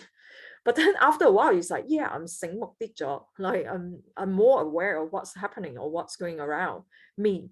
Or people, when they want to act or do bad to you, you already have the instinct, wow, this poor guy seems like he wants to attack me. I have the feeling, oh, this person is not nice. This person is this and that. Like you just have very better or clearer judgment around you, that something in your instinct, when it's not right, it will tell you like to stop or to go forward, or how you should handle drama. You just got the wise, like, I'm a wise person now. I know how to handle all this drama bullshit in my life. You just feel great. Like even on a physical level, you're like super energetic, and you felt like, oh my God, I'm a brand new person. Isn't that great? But the danger on this part is like a lot of xinjia. What I call like the imaginative books. They're only on step 1 or 2. Oh yeah, like now I can connect with God. Whoa, hello. How long have you been practicing this? I can see angels like, mate, I can only say that maybe you are still in your imaginative stage. In Buddhism teaching, they tell you not to focus on all this supernatural power. what they want you to do is actually achieve peace, inner peace, and balance in life. That's your ultimate goal. Why? Because once you receive this peaceful, blissful, so-called stage in your mind, it doesn't really matter what shit life throw you, because you're like, hey, I can catch this, I can bounce this bullshit back. You just you become more intelligent and wiser. You know how to talk to people. You have higher EQ and etc. etc. So ultimately, we all have an objective, not doing this for other people, but to ourselves. For example, I have very low EQ, even to these days, but it gets better because I've done this meditation over 15, 20 years now. And we just sort of like you know able to do this in I am able to do this because I'm vibrating in higher frequency. This is why sometimes people, attending my class, still able to feel my energies. Like yesterday, people want to throw out after hearing my voice, etc. Those kind of example. Yeah. And this practice has done by the Native American and also the Egyptians. What people didn't know, I have asked my friend who went to Mexico just to have a spiritual journey of his life. So he went to Mexico to do this one with the Native American. And what the Native American do is they use some kind of plant, like mushroom, or they use to put in liquid form. So you drink it, and then you are in the forest. You drink this poison, what I call poison, um, or liquor, or the mushroom. You eat it. Somehow they will take you to this trance stage, and this trance stage or altar stage, what we call in English, that make it produce chemical because there's some kind of chemical in this plant. Then it release those chemical onto your brains. And he told me that he was walking around in the forest, like feeling the earth, the ground was vibrating. And then when he touched the trees, like the tree was like sort of moving around and talking to him. Also a crazy thing. And also he went back to see his childhood, like the trauma that he had, like all this sort of like crazy thing. He even saw his future, what will happen to him. And he was there for 3 days. And he told me one of the most remarkable experience he had ever had in his life. And I wonder, like how long does those chemical effect on his brain? He told me it was quite long. You can't overtake it. Then Native American have done this for over a century. So they know the exact right portion to give you, because if you overdose like any drugs, you will die. Therefore, they will give you what you can take. They will run some questions like, I don't know, in regards to you or your family health, before they can begin the process. And I asked one Native American. He also said that they have done this since they were in their childhood. So it was something or a way for them to connect to the gods. And the ancient Egyptian was the same. As we all know, that the pyramid is built by the alien for sure, because until these days, no human being can recreate another pyramid. You know that every triangle stone in pyramid, it was cut exactly the same dimension and size perfectly, and everything was set in this parameter. And the Egyptian drawing, in their ancient drawing, they show this plant, it looks like a lily. And that's how all this Egyptian ancestor connect to the aliens. That's how, because they were in this trance stage or altar stage. Now, when you reach this altar stage, you don't want to come out because it's just so high and super peaceful, happy. I don't know. There's so much energy coming into you. It even started to heal your trauma. It heals your negativity. It heal everything that is bad. It clear out your chakra. I don't know how to explain this experience. You have to do it and experience it yourself. I can only share as much, and you will feel it from the bottom of your heart. It's really crazy. So it's an ancient practice. I'm not too sure, like using the chemical, how you can do this, because chemical is temporary, just like the pond the Native American took in. Those are temporary effects. So after a while, this so-called chemical reaction will wear off. But meditation is continuously. When you reach this altar stage, you can absolutely and utterly do this every day, so you can get high every day. It's kind of fun. I don't know, and you'll find that you get rid of a lot of your negativity, bad practice, like something that you don't like or dark about yourself. I'll just put it this way. Yeah, try to do this, and remember the ultimate goal is not to bother so much about all these like higher being connections. Once you reach this so-called altar stage, only then the message you receive are accurate, are more to the truth. If you are still in this breathing exercise stage, or you're in half asleep, half awake, you're not there yet, because you need to go through this transition period. Remember, you are feeling your body energy, like your vibrations within yourself. You can feel the energy floating. For example, my right fingertips, like, they're warm, like sort of warm energy coming, floating in my entire body to my left fingertips. That's very common in meditations. Do not freak out. And once you're in the altar stage, you feel a lot of peace. Then perhaps, it's by bonus, you can see more other people future, or yourself future, or you started to connect with other dimension being, like God, goddess. It's kind of like very surreal. It's almost like a dream, but it's not exactly like a dream. Yeah, if you play VR before, then in the past, you know how it's like. The VR is not real, but it looks real. It kind of like a, yeah, dreamy stage. Yes. So I think that's the practice of it. Try to breathe in, breathe out more, and remember this. If you're not sure, rewatch this video.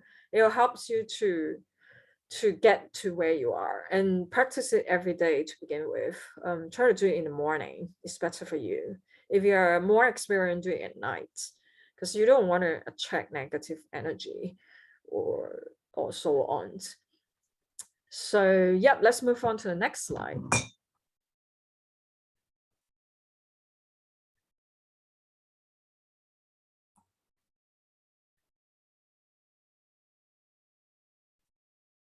This is pretty much the final slide.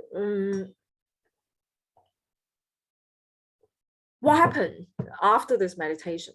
So after meditation, we have most probably this is what will happen to you. If after meditation you are getting worse in your life, then something may not do you did wrong for sure. Because after the meditation, it helps you to have a spiritual awakening. You begin to experience physical sensation, like tingling in your third eye. You're feeling heat, you're feeling nauseous, or some weird experience that physically had to go through. Then you start seeing angel numbers. here their selection of angel number, which I got it from Google. You can find out from Google. It's so easy these days. What are all those number are for? For example, 111 for self trust, balance, collaboration. 333 divine flow. 444 manifestation, grounding. At least I don't have to translate this to Chinese today, because yesterday I was having really difficulties to even think what the Chinese words goes with this. Change, freedom, surrender, self-care, evolution, alignment, flow, abundance. Well, I'm sure everyone loves 888 Chinese culture, fat, fat, fat. But also in the Western, 8 is a good number. It's about flow, abundance. 999, karmic cycle, moving on. So it's very self-explanatory. Like you can actually go in and understand what they are. It will also open up our sixth sense, our instinct, which we already have. We were born with this, but because as we grow up, we became more complex, and our body is poisoned with all the food we intake every day, the water we intake every day. This is why I always say water is important and all this, because it has over 70% in our body. And I mean, there's lots of crazy things happening in your life. For example, you suddenly thought about persons, and you will start hearing it from person. I have tested this in the past. So I've lost contact with one client of mine over 10 years. And then I keep thinking about this person because I want to test it out, right? I'm one of those person, very spiritual and very scientific. Things has to be factual and proven, then I believe it's the truth. So I keep thinking about this person. I guess what, my client connected me on LinkedIn. I was like, wow, actually this work. And I haven't talked to him for over 10 years.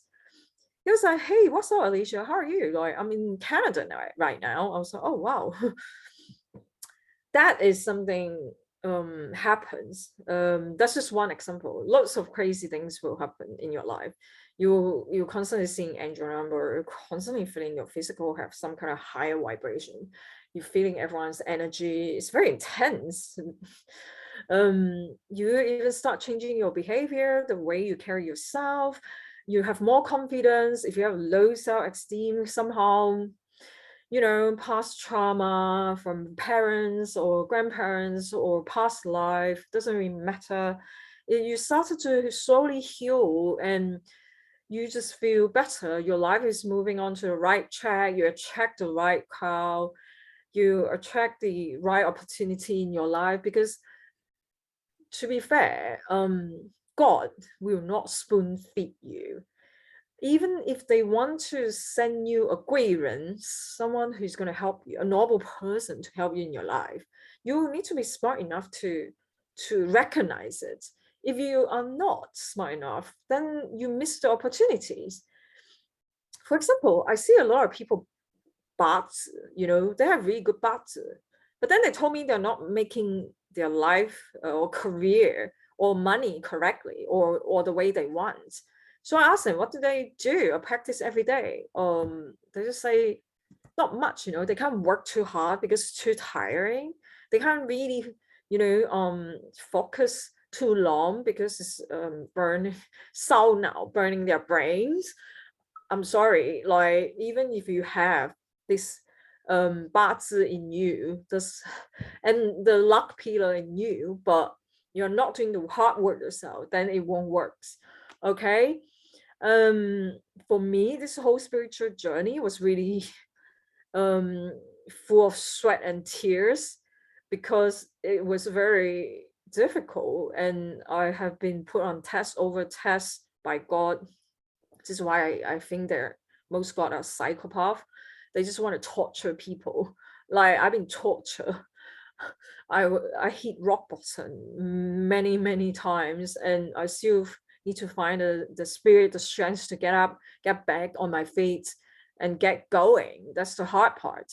But now I see why they're doing this to me, because if I haven't been through what I had to go through in my life, then I won't be able to share all this experience and becoming potentially a spiritual guru myself.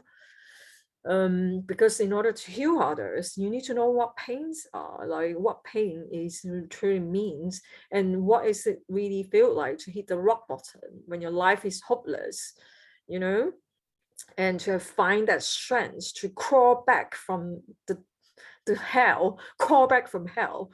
That is something you need to develop in times, and only by putting you through different challenges in life, you will learn this in a hard way. At least I learned it in a hard way. And yep, I hope this is clear for everyone, because I personally now don't do meditation every day, because if I do one meditation, it could probably last me the whole week or even more. The ability for me to observe all this universe energies is very, I mean, it's very big or very high. It's not the same, but I try to do it every day if I can. But if not, at least every week. So the next slide.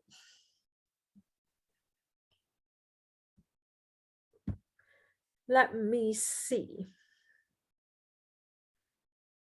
Oh, there's some comments here.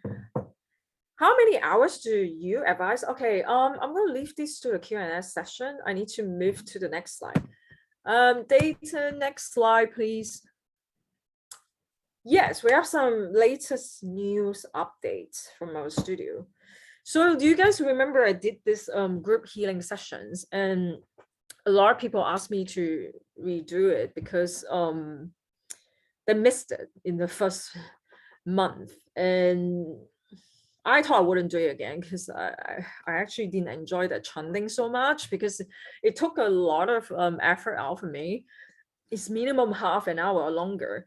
I normally do it for each session 2-3 hours, maybe 2 hours in average.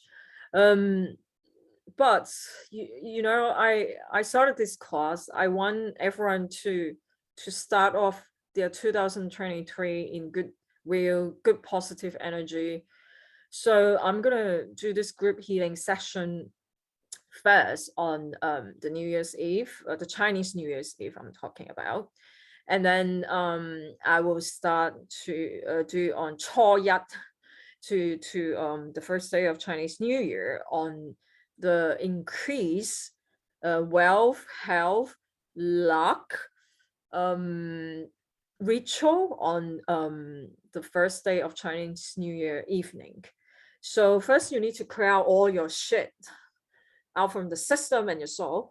Then I will try to do this ritual to increase you, and is only cost 228 ringgit. I believe it's not too much compared to other teachers. My price are always reasonable. I'm hoping that you all can participate to start your year honestly with the rabbit in the most positive way. Now that you know the method, how to change your life, how to connect with your higher self, then I will give you a little push. Hopefully this one push will push you all the way to the end of 2023 with the most the best way possible, and hopefully by then you're able to do this in a higher vibrations. And if any one of you would like to comment on this class, please do so. Yesterday, a few people commented that the theoretical part was a bit boring. Unfortunately, not everyone know the conscious and how this idea or concept coming from. So I thought we'll give you an understanding about all the history or the concept of consciousness, subconsciousness, collective consciousness. And then we do this practical part. So maybe in the future, I'll do other classes that is more focusing on the practical part, where you can do this on your daily life. It is not easy. It requires a lot of dedication and discipline, self-discipline. Because you get easily bored. Even myself, like sitting there to meditate or chant, my God, so boring. But once you overcome the hard part, all these beautiful things will be awaiting for you at the end. It's like at the end of the tunnel, there's always light. Also, I have decided, one news I would like to announce, I've decided that I'm going to open up my Telegram channel for you guys, the student group, to discuss, to have fun, to talk about your experience, to talk about your progress. And don't ask me any questions, because I will not participate in your conversation, but it's for you students to help each other to progress, to encourage, to cheer, because sometimes we do this alone, we just feel not much motivation. But if you do it in a group, maybe you'll find the strength to work this through, and you can start off with 2023. And with my blessing ritual, I'm sure that I'll push you to your maximum potential that could last you a year. And voila, today's, I think I did go over time a bit compared to yesterday, surprisingly. Now we can start off with the so-called Q&A session. Woohoo! Oh yeah, I'm ready for all your questions here. Today I have like less people. Yesterday I got 300. I don't even know whose question to pick. They're so confusing, and I couldn't even read all of it. My assistant actually told me someone trying to advertise in our Q&A session. Really? Who are these people? Why are you trying to advertise? Oh my God.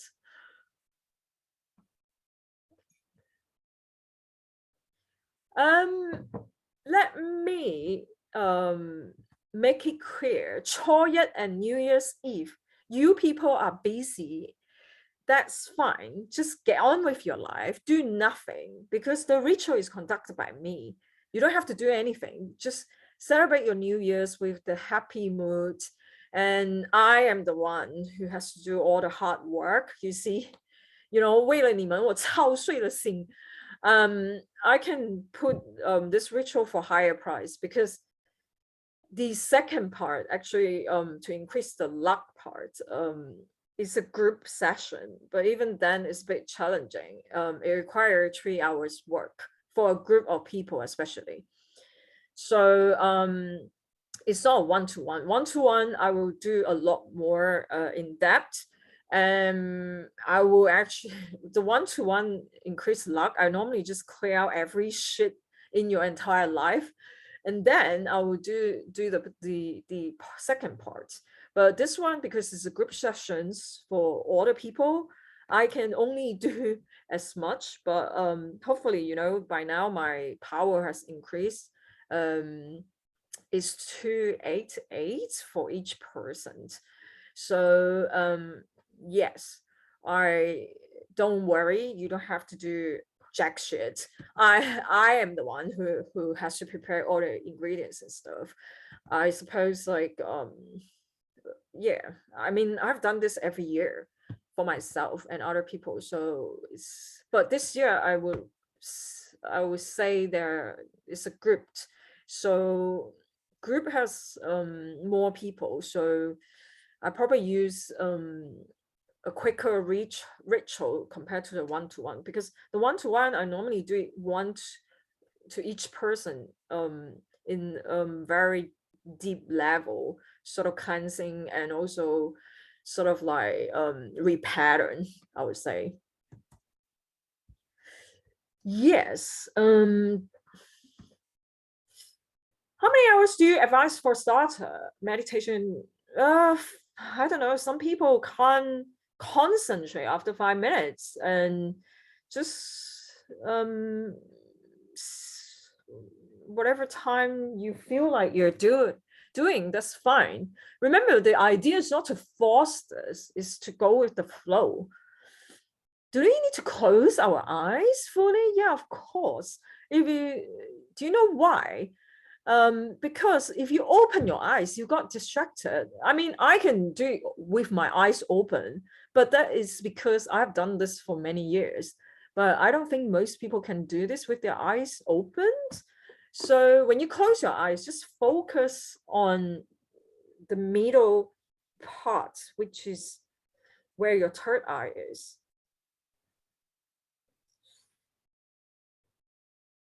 Will it increase relationship beside wealth and health? Yes, it will increase, because the whole point is to increase the luck pillar. So the luck is including relationship, worker, colleague, 人缘, all this like different kind of relationship, health, wealth, expand your life. It's a general blessing. I mean, don't expect, like a 360-degree if change. If you're looking for a husband, don't expect after this ritual you will find a husband the next day or on the same month. You still have to do the hard work. It's not a miracle, it's just a blessing that I do it for groups. And if you want to do like a specific one, then maybe after 2023 Chinese New Year, I'll start to do the one-to-one healing and one-to-one cleansing. I'm not too sure if I have the time yet. We will see. Candles and oil, what's that? What was the questions? I heard that it's safer to have guru physically present to guide us, watch us when doing the meditation, especially for new beginners. Is that true? Yes, this is why I ask people to go to the Buddhist center to do this, and don't do it by yourself, because a lot of like people, they just like to imagine things and it's not the right way. And by teaching you this, I also encourage you to go to a Buddhist center, or at least a proper practitioner who do meditation in a class to do it physically with you. That is probably the best way. At least I have learned it in a traditional way. I have went to Katamba Buddhist Center to do this. And when I have any questions, I ask my teacher, is that the ritual Buddhism chanting again? Yes, you can chant if you want to.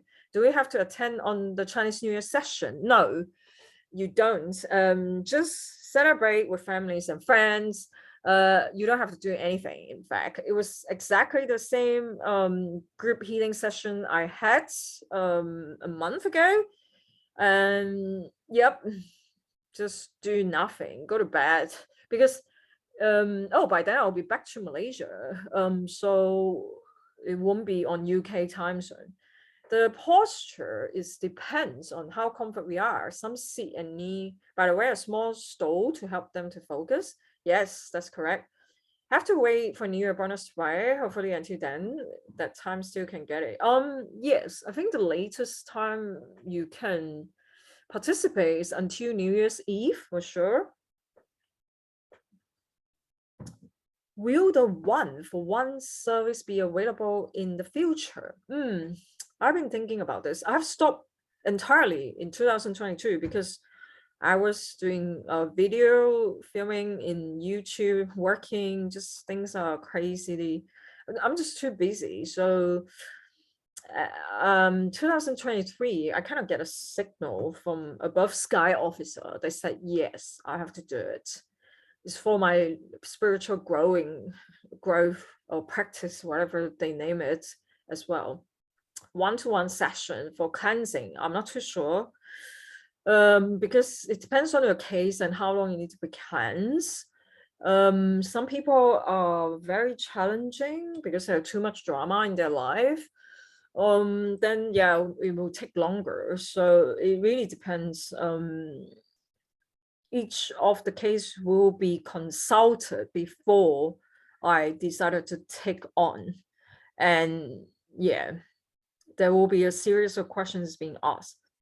Do we need to set alarm when to stop meditating? I do.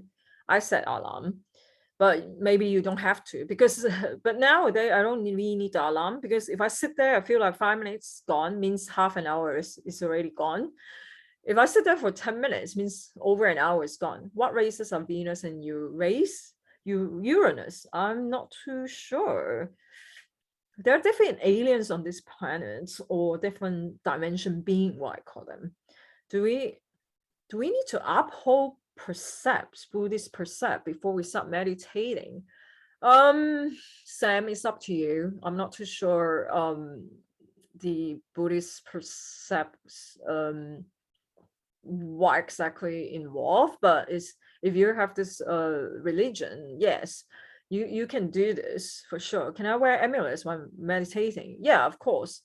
Everyone can have their own protections. People ask me like how to protect themselves. You can use crystal, you can use ling bai, you can use fu, you can use all this amulet that you have. It doesn't, or even cross for Christian. Seeing spirit is guaranteed if third eye chakra get activated.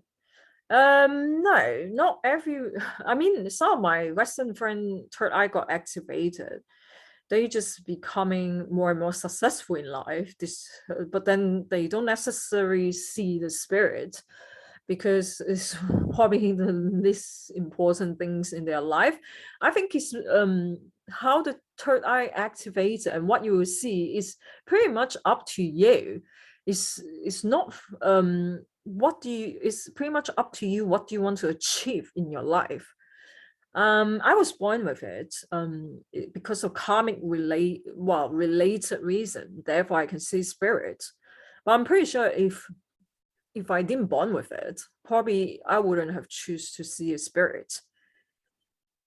It can be controlled simply by thought.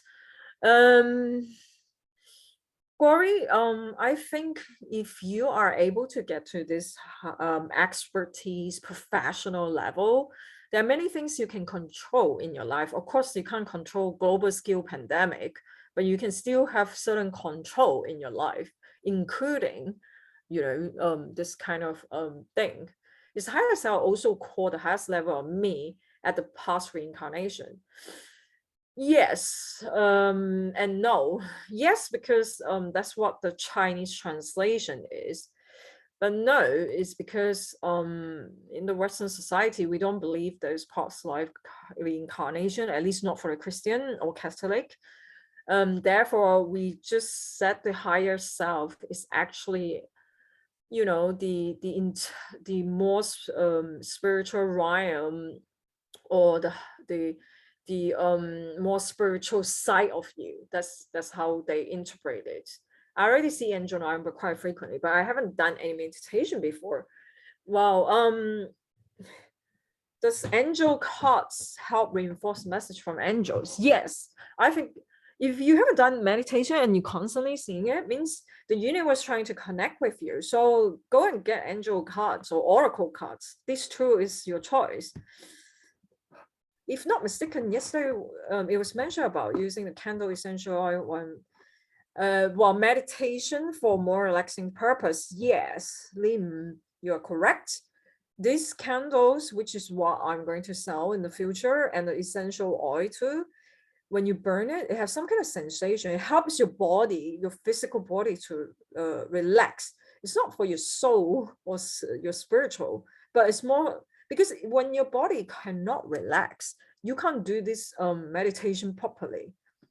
Other than meditation, what else can we do? When did you actually, were you in the class? There was different kind of method that I taught, hypnotherapies, all this, angel cards. There were all different kind of methods for you to activate or connecting with your higher self. Hello, pay attention in class. Back then during COVID time, I do practice mindfulness meditation every day, night for 2.5 months, but I don't feel anything change in myself. I don't get any feedback from others, which part of myself been improved. It's quite disappointing, how you see.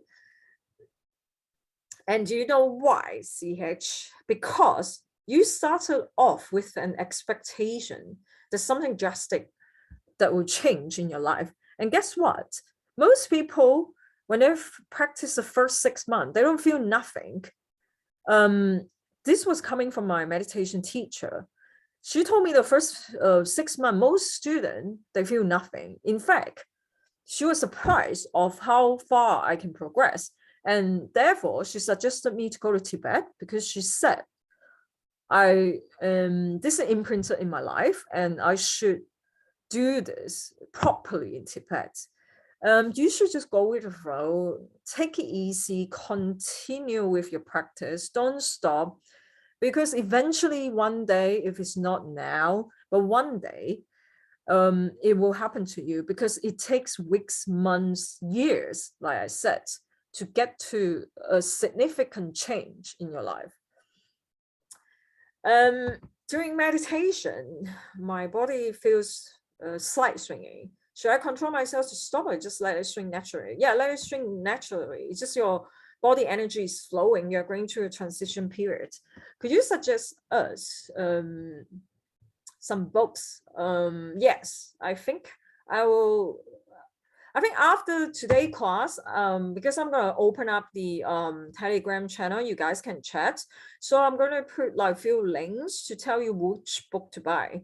How to differentiate good and bad alien or other species. Yes, if it's the good one, that will help the human being to get to their better self. Means they have no wish to control human beings. Some aliens, they just want to control the earth. Those are the bad ones. I don't like them. Seeing our birthday number, any hidden meaning? Perhaps the universe trying to get hold of you, trying to tell you something. Can play music when meditation? Yes. I think in my Chinese class that I did mention this, perhaps not on my English slide. Dayton, you missed out that. Yes, you can play relaxing music. It helps you to get into the tune or the mood, at least. I can send you a few SoundCloud to go for it. Where our angels comes from? Another dimension. Is it possible someone higher self is devil? Is it will guide her or do bad things, or their subconscious might thinking bad thing? Like Cao Zhong say, we have an angel and a devil in ourselves. So however you want to manage it is up to you. I have seen devil in people, but they are in a hibernating stage. They're not really active, so it doesn't bother the person at all. Not everyone has devil in them, but what Cao Zhong was referring in here is more like your心魔, 你的心魔.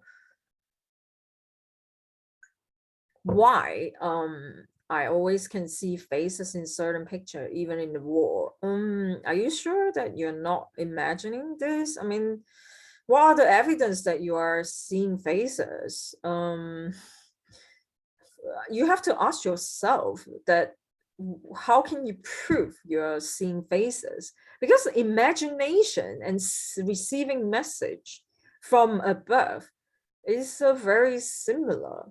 The only things that make it different, for example, if I want to do a psychic reading, my mind is in a meditative stage. Were you in a meditative stage? When you're in a meditative stage, means your own imagination, all other thoughts are blocked out, and you are only focusing on receiving message through your Wi-Fi router.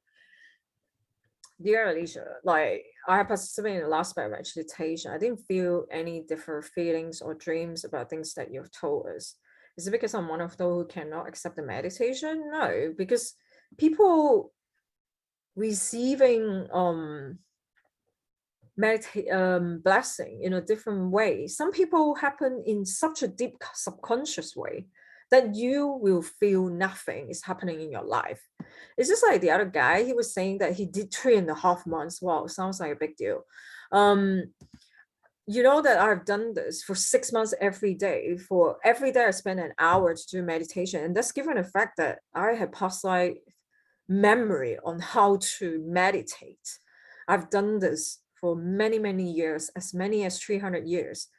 So some people, like I say, stage one, their life has no different. There's nothing is happening in their life. So in order to progress, you need to just relax and go with the flow and lower your expectation and don't expect anything. Be open-minded. This is what my Malay master used to tell me, be open-minded and you get further away. Which religion control most people mind? Is it alien manipulated? I think all religions control people's minds. They're not necessarily alien related. How to know when I link to a higher self and what to do if I link with it? Why? I have a slide that explains how you should feel when there are minor signs to suggest that you already linked with your higher self. Were you in the class, or didn't you not pay attention? Which one was it? Or maybe I'm the one who's the issue here, that I wasn't clear. I don't know which part of this, but you need to tell me. If I wasn't clear, then I'll do another class to specifically talk about what you should feel when you're connected with your higher self. Yesterday, you mentioned that gods can't be summoned easily, won't come to help spoon feed human easily. I'm curious, those Buddha god statues or four-pied in many people's house, perhaps even shrines and temple, or do is that the worshipping item really contain the power of gods? Will we be able to bless those who pray towards them? Now, a lot of people don't understand. When I go to a temple or people's house, Kai Guang, they said like this Kai Guang, the statue. What it truly means, it doesn't mean that Guan Yin or Buddha is sitting in your house. Yeah, sorry to say, they are too busy for human minor issue in life. They're like a register household. So if your statue is already Kai Guang, means, or your amulet is already Kai Guang, means you're a register. So if you have any problems, call upon God of their name, God's name, then they will use their energy to come to help you. They don't necessarily, remember, this is a higher being dimension. They can use their energy to help you. So in temple, there's certain kind of energy and power in the temple. I can see. This is why when I go to people's houses, like if they have like, 佛光, I can feel different atmosphere there because the energy field is different. So that what it truly means. So if you're really getting into trouble and you call upon the name using your amulet, that means, the God's energy will come, but they don't physically come down to this dimension, because every time when I need to physically, this is just hypothetically speaking, my soul has to go to their dimension and talk to them and connect with them. They don't necessarily comes to this dimension. Imagine in my video for the Bukit Tunggu, when the angel arrived, you can see the sky color have changed from the dark to the bright lights during the night at 12:30 a.m. So that's only the angel. If as powerful as God, there are even higher dimension being. There's a lot more significant or incident or evidence showing they are coming down from that dimension. Therefore, a lot of time when you see God, they're not really in this dimension, but it's more like the energy form appears. How to operate third-eye Wi-Fi router? I think it's what we discussed in the class. I'm not too sure about your question. I'm not too sure what you're trying to get out from these questions. How soon can we see Alicia Kendall? Good question. Maybe after Chinese New Year sometimes. I will be back for 6 months in KL. So yeah, then by then I will have probably more time. Does meditation also help to protect us from people who are aura vampires? Yes. I've seen aura vampires in my life. Because when you do a lot of meditation, your frequency vibrate at a higher level. Therefore, you will feel they want. I mean, all this vampire energy sucker, what I call them, they won't be able to adapt to your level. So you're higher, they're below, so they can't really take your energy. It does help. It's visualize method. And what? Is visual method an improper way of meditations? No, 冥想 is a form of meditations. You just have to do it and practice it with dedication. You have to do it over and over time. It doesn't happen within weeks or months, even years. Some people, like my teachers mentioned to me, it took them years to see energy balls. I was like, wow. It took me 1 week though. But that's given the fact that I was talented. Can't really compare in this way. Everyone has their own path to get there. But it's just like people saying, every road will lead you to Roman Empire. So that's 条条道路通罗马. Is there any method we can do to cleanse the place, house we stay before we practice meditation? Yep, you can use sage. You can burn a bit of sage around it and then to clear out the negative energy. If you want to have like a more calm, happier environment, you can do this. What are your opinions on karma killing of insects? Sorry, this is silly questions. You're asking about someone who's not a vegetarian. You know what? I will pass this question to Dayton. Dayton is a Buddhist because he practiced Buddhism since his childhood. And about eating meat, I eat meat all the time. I just had sushi this afternoon for lunch. So I don't think I am the right person to answer this. Like, Dayton, can you please jump in?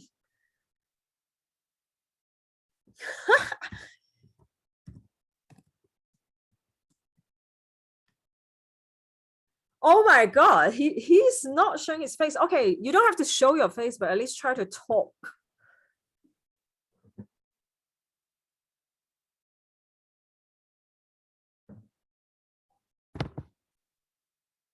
Hello, can you at least try to speak?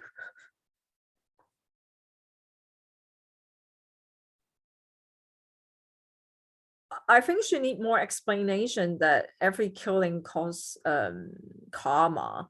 So you probably need to talk a bit more about, killing. All right. So, hi everyone. I'm Dayton. Are you showing your face? Can you please like introduce yourself? No, Why not? because my place is Sleepy Place.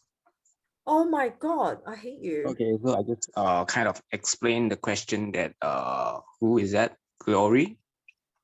Yes. Sorry, I'm not really a master to answer a question, but I'm just sharing my perspective from your question lah. Okay. So actually killing insects or killing anything lah, I mean any living things, I would say, it's actually it causes karma. Okay, so but then you got like something like gong de, this kind of thing. It's actually can erase it. I would say erase it. Yeah. So it also depends on your intention to kill it, or you kill it on purpose, or you just accidentally kill it. Is I think it depends lah. Right. And also and also the numbers that it kill. So when are you talking about killing one ant, or a bunch of ants, or what? Yeah. This kind is actually depending on the volume and also your intention, I would say. Well, I personally hope that Lisa will die. I hate them. A nest of ants at home when you have no choice, for example, that's what Glory is on Okay, so after you kill it, then you pray for that ma. What? Are you serious? Is that how they teach you in Buddhism? And also Yeah, mosquito. I mean, Someone is saying, when you do something bad, right? I mean, you need to pay back, right? I mean, like this is kind of killing, right? she is asking what kind of chanting can she or mantra can she do to after killing? I don't know how to I don't know how to explain in English for the mantra, but Wang Shenzhou we do. Really? For insect killing or mosquito killing? Okay, I've learned something new.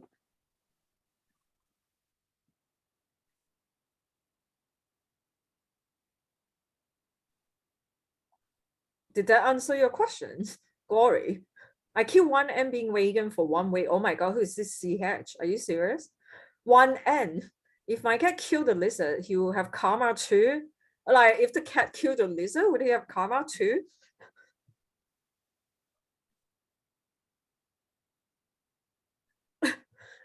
I'll leave this karma topic to Dayton. I seriously can't tell.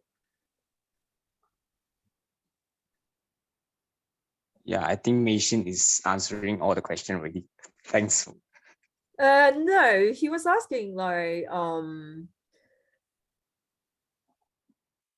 if the cat killed the lizard, he will have karma too.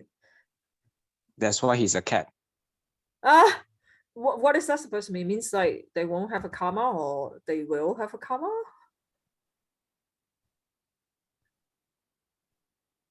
Walao people, honestly, is this questions is not related to your personal spiritual growth.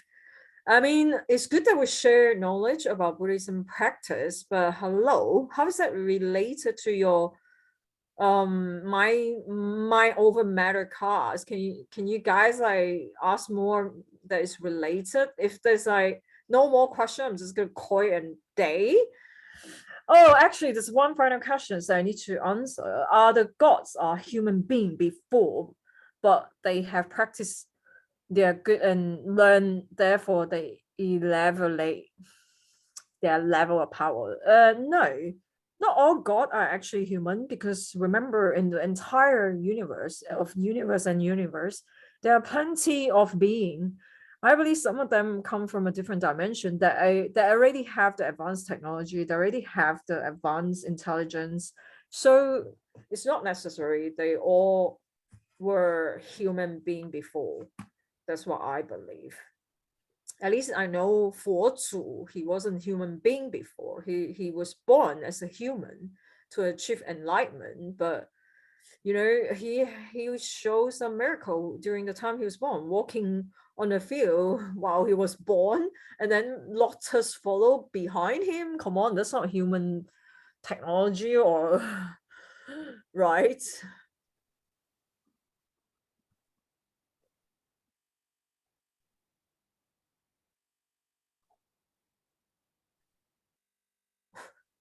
Same question, because my cat accidentally killed a bird. Oh. Oh my god, I think you guys can take this and bombard Dayton WhatsApp. He's gonna kill me.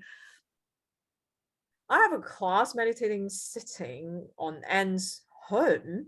We don't know what to do. Just look at the ants. The monks simply want us to move away. Really? Yeah, I think that's the best way, because they don't do killings. If you ask me, I would just like kill all those motherfucker. I'm so bad. Like,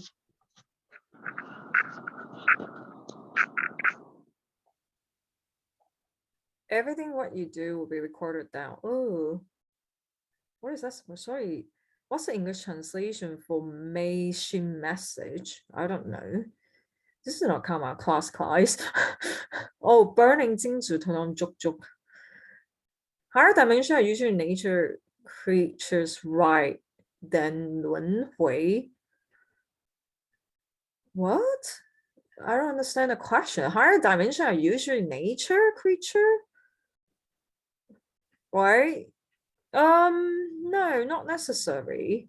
Could you suggest some books, useful practical books? Yes. Arc Light. I actually did mention that I will put it in the Telegram.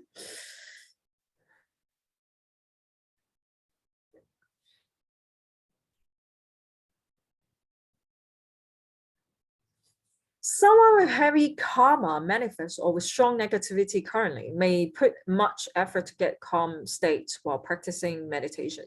Yes, I have experienced this myself.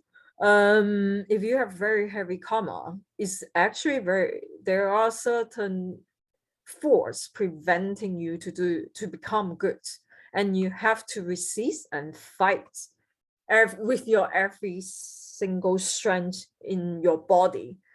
So I always said, like, if you don't, what doesn't kill me make me stronger. That's the word for you guys. When I'll be in Malaysia, I think I'll be in Malaysia on 20th of January, just 2 days before Chinese New Year. And I will be there until mid of June. I'll be in Kuala Lumpur, but I think this time I'll go and visit Penang, JB, Ipoh as well.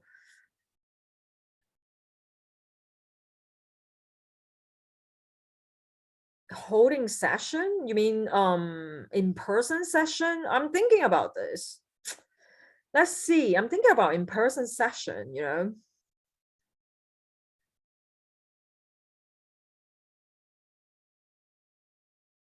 Oh, Elaine, talking about, someone with a spiritual pus. For example, if you got an yin yang eyes, you close the so-called third eye. Yes, will this third eye comes back? Yes, because I have this little student of mine that she got yin yang eyes. Guess what? She closed it during her childhood time, but until now, she can still sense them. She knows she can still see them in their dreams. So if you are born with it, then join the club, because whether you close it or not, it will still be there, because you can't close your pineal gland, can you? Because you have to do an operation in order to take out your pineal gland. So yeah, you have it for life. And guess what? The only way to overcome this is to set yourself on a higher vibration, and all this lower vibration being, they can't get close to you, which is true. Well, at least that is what happened to me. Astral projection after practicing meditation. Some people can, and they do it so effortlessly. I don't know how, but somehow when they're doing meditations, their third eye chakra open, they just started to experience astral projection, which is weird. Religions are like pyramid. When we are climbing, we see different pictures in different angle, which leads to different religion. When we reach the top of the pyramid, we'll see actually the same thing, same world. No, the universe has religion. What I say, religion is segregation, but the universe itself has certain force, including our planet. Our planet is a living organism. It has its own, immune system. We human beings are the poison or the virus, the way I see it. And therefore, if this living planet got upset, it would just like clear us out. And remember, each of the galaxy in the universe, it has its own cycle. One is entered, it will rebirth restart a new cycle, reset to a new cycle again. How many galaxies will be there in the universe? Uncountable, and I don't have an answer for that. 粉丝见面会 of not sure, because guys, I'm actually quite an introvert. I feel that too much human being kind of suffocating me, but I'll try to do one, because it's impossible for my job not to I don't think I can avoid human being. Let's just put it this way. My job as a psychic is to deal with human being. And it's also my lesson in life that, because remember, my EQ is not great. So yeah, it's a lesson for me to learn.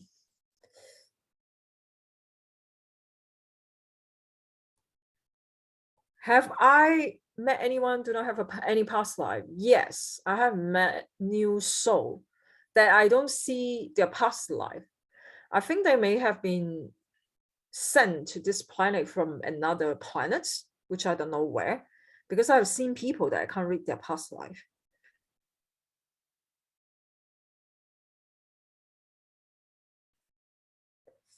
Can we wear earplugs? Yeah, you can listen to meditation music to block out external noises. However, if you get to the proper altar stage, you actually don't even need the earplugs. You just kind of don't feel much, or you're in another planet, I would say. But yeah, to begin with, try to wear earplugs and listen to meditative music. It helps you. I guess I'm what am I an empath? Yes, definitely. I can feel people's sadness, especially. It's so overwhelming. But now I have good training from my Balmo master. So I have been through, a stage like very military style training. One day I'll talk about this. It's very disciplined. I think they helped me so much to become who I am today. I'm grateful.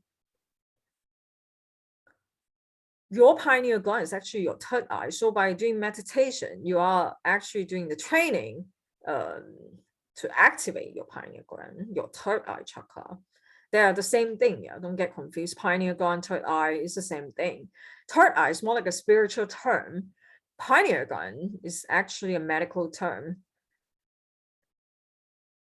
Do we exist in multiple dimension galaxies? Is there another relation or other galaxy or dimension? You know what? I've thought about this for many, many times. I don't have proof, but somehow I believe there's another me on another planet. 平行世界, yeah, I kind of believe that. Like Doctor Strange, yeah. In a way, I kind of believe that. Do I still have worries and fear in my life? I don't worry about things too much these days. The only thing I complain is when I have to work hard, because I felt that in my last 40 years, I had worked too hard. A lot of people didn't know my background. They only see, the 风光的一面, but my past has a lot of dark history, has a lot of challenges, has a lot of rock bottom. It was really difficult. I almost said that I've been to hell and crawled back alive. That was how difficult life was. So now I'm at this stage, the universe has the best arrangement for me. And I don't see why I should worry or fear about my life. I trust the universe has the best arrangement. That the above sky officer will protect me, because at first I don't have much confidence while doing the YouTube video with insect, but as I grow, I can see how far I progress. Somehow it gives me the confidence to work with a bigger and larger population of human being, because in the past I was doing it part-time. In a month I probably have a couple of customers, not much or not many, but now it's completely in larger scale. And God give you what you can handle. I believe that now I'm in progress in compared to 6 months ago, I'm now in a higher stage, like even further. There, remember, it's limitless. So I don't know how much more I can push myself forward, but I'm pretty sure it's more than what I can do now in the future. What meditation applies instinct? Should I trust my instinct over my brain? If not, are on opposite side. Remember, segment 3 was saying that if you want to make small decision, trust your brain. Big decision in life, trust your heart. I think that's what he said. Yeah, like feeling queasy about popular person's situation, like that really makes you doubt yourself. You can apply. I mean, it it activates naturally if you do the meditation properly and activated your third eye chakra, then you will be able to vibrate in a higher frequency, and things whatever happens to your life will be a more positive outcome. So your instinct will be more accurate too. How can I get training as an empath? I'm a struggling empath. Yeah, I had training with my Balmore team. The training was very tough. It was very military. Um, Maybe in my next few class, I will have one class specifically for people who have this special ability, because it is not easy being, having this gift is really challenging, and you have to go through a lot of shit in your life. Yeah, that's something that I'm considering, to open a class just for people like ourselves, I guess.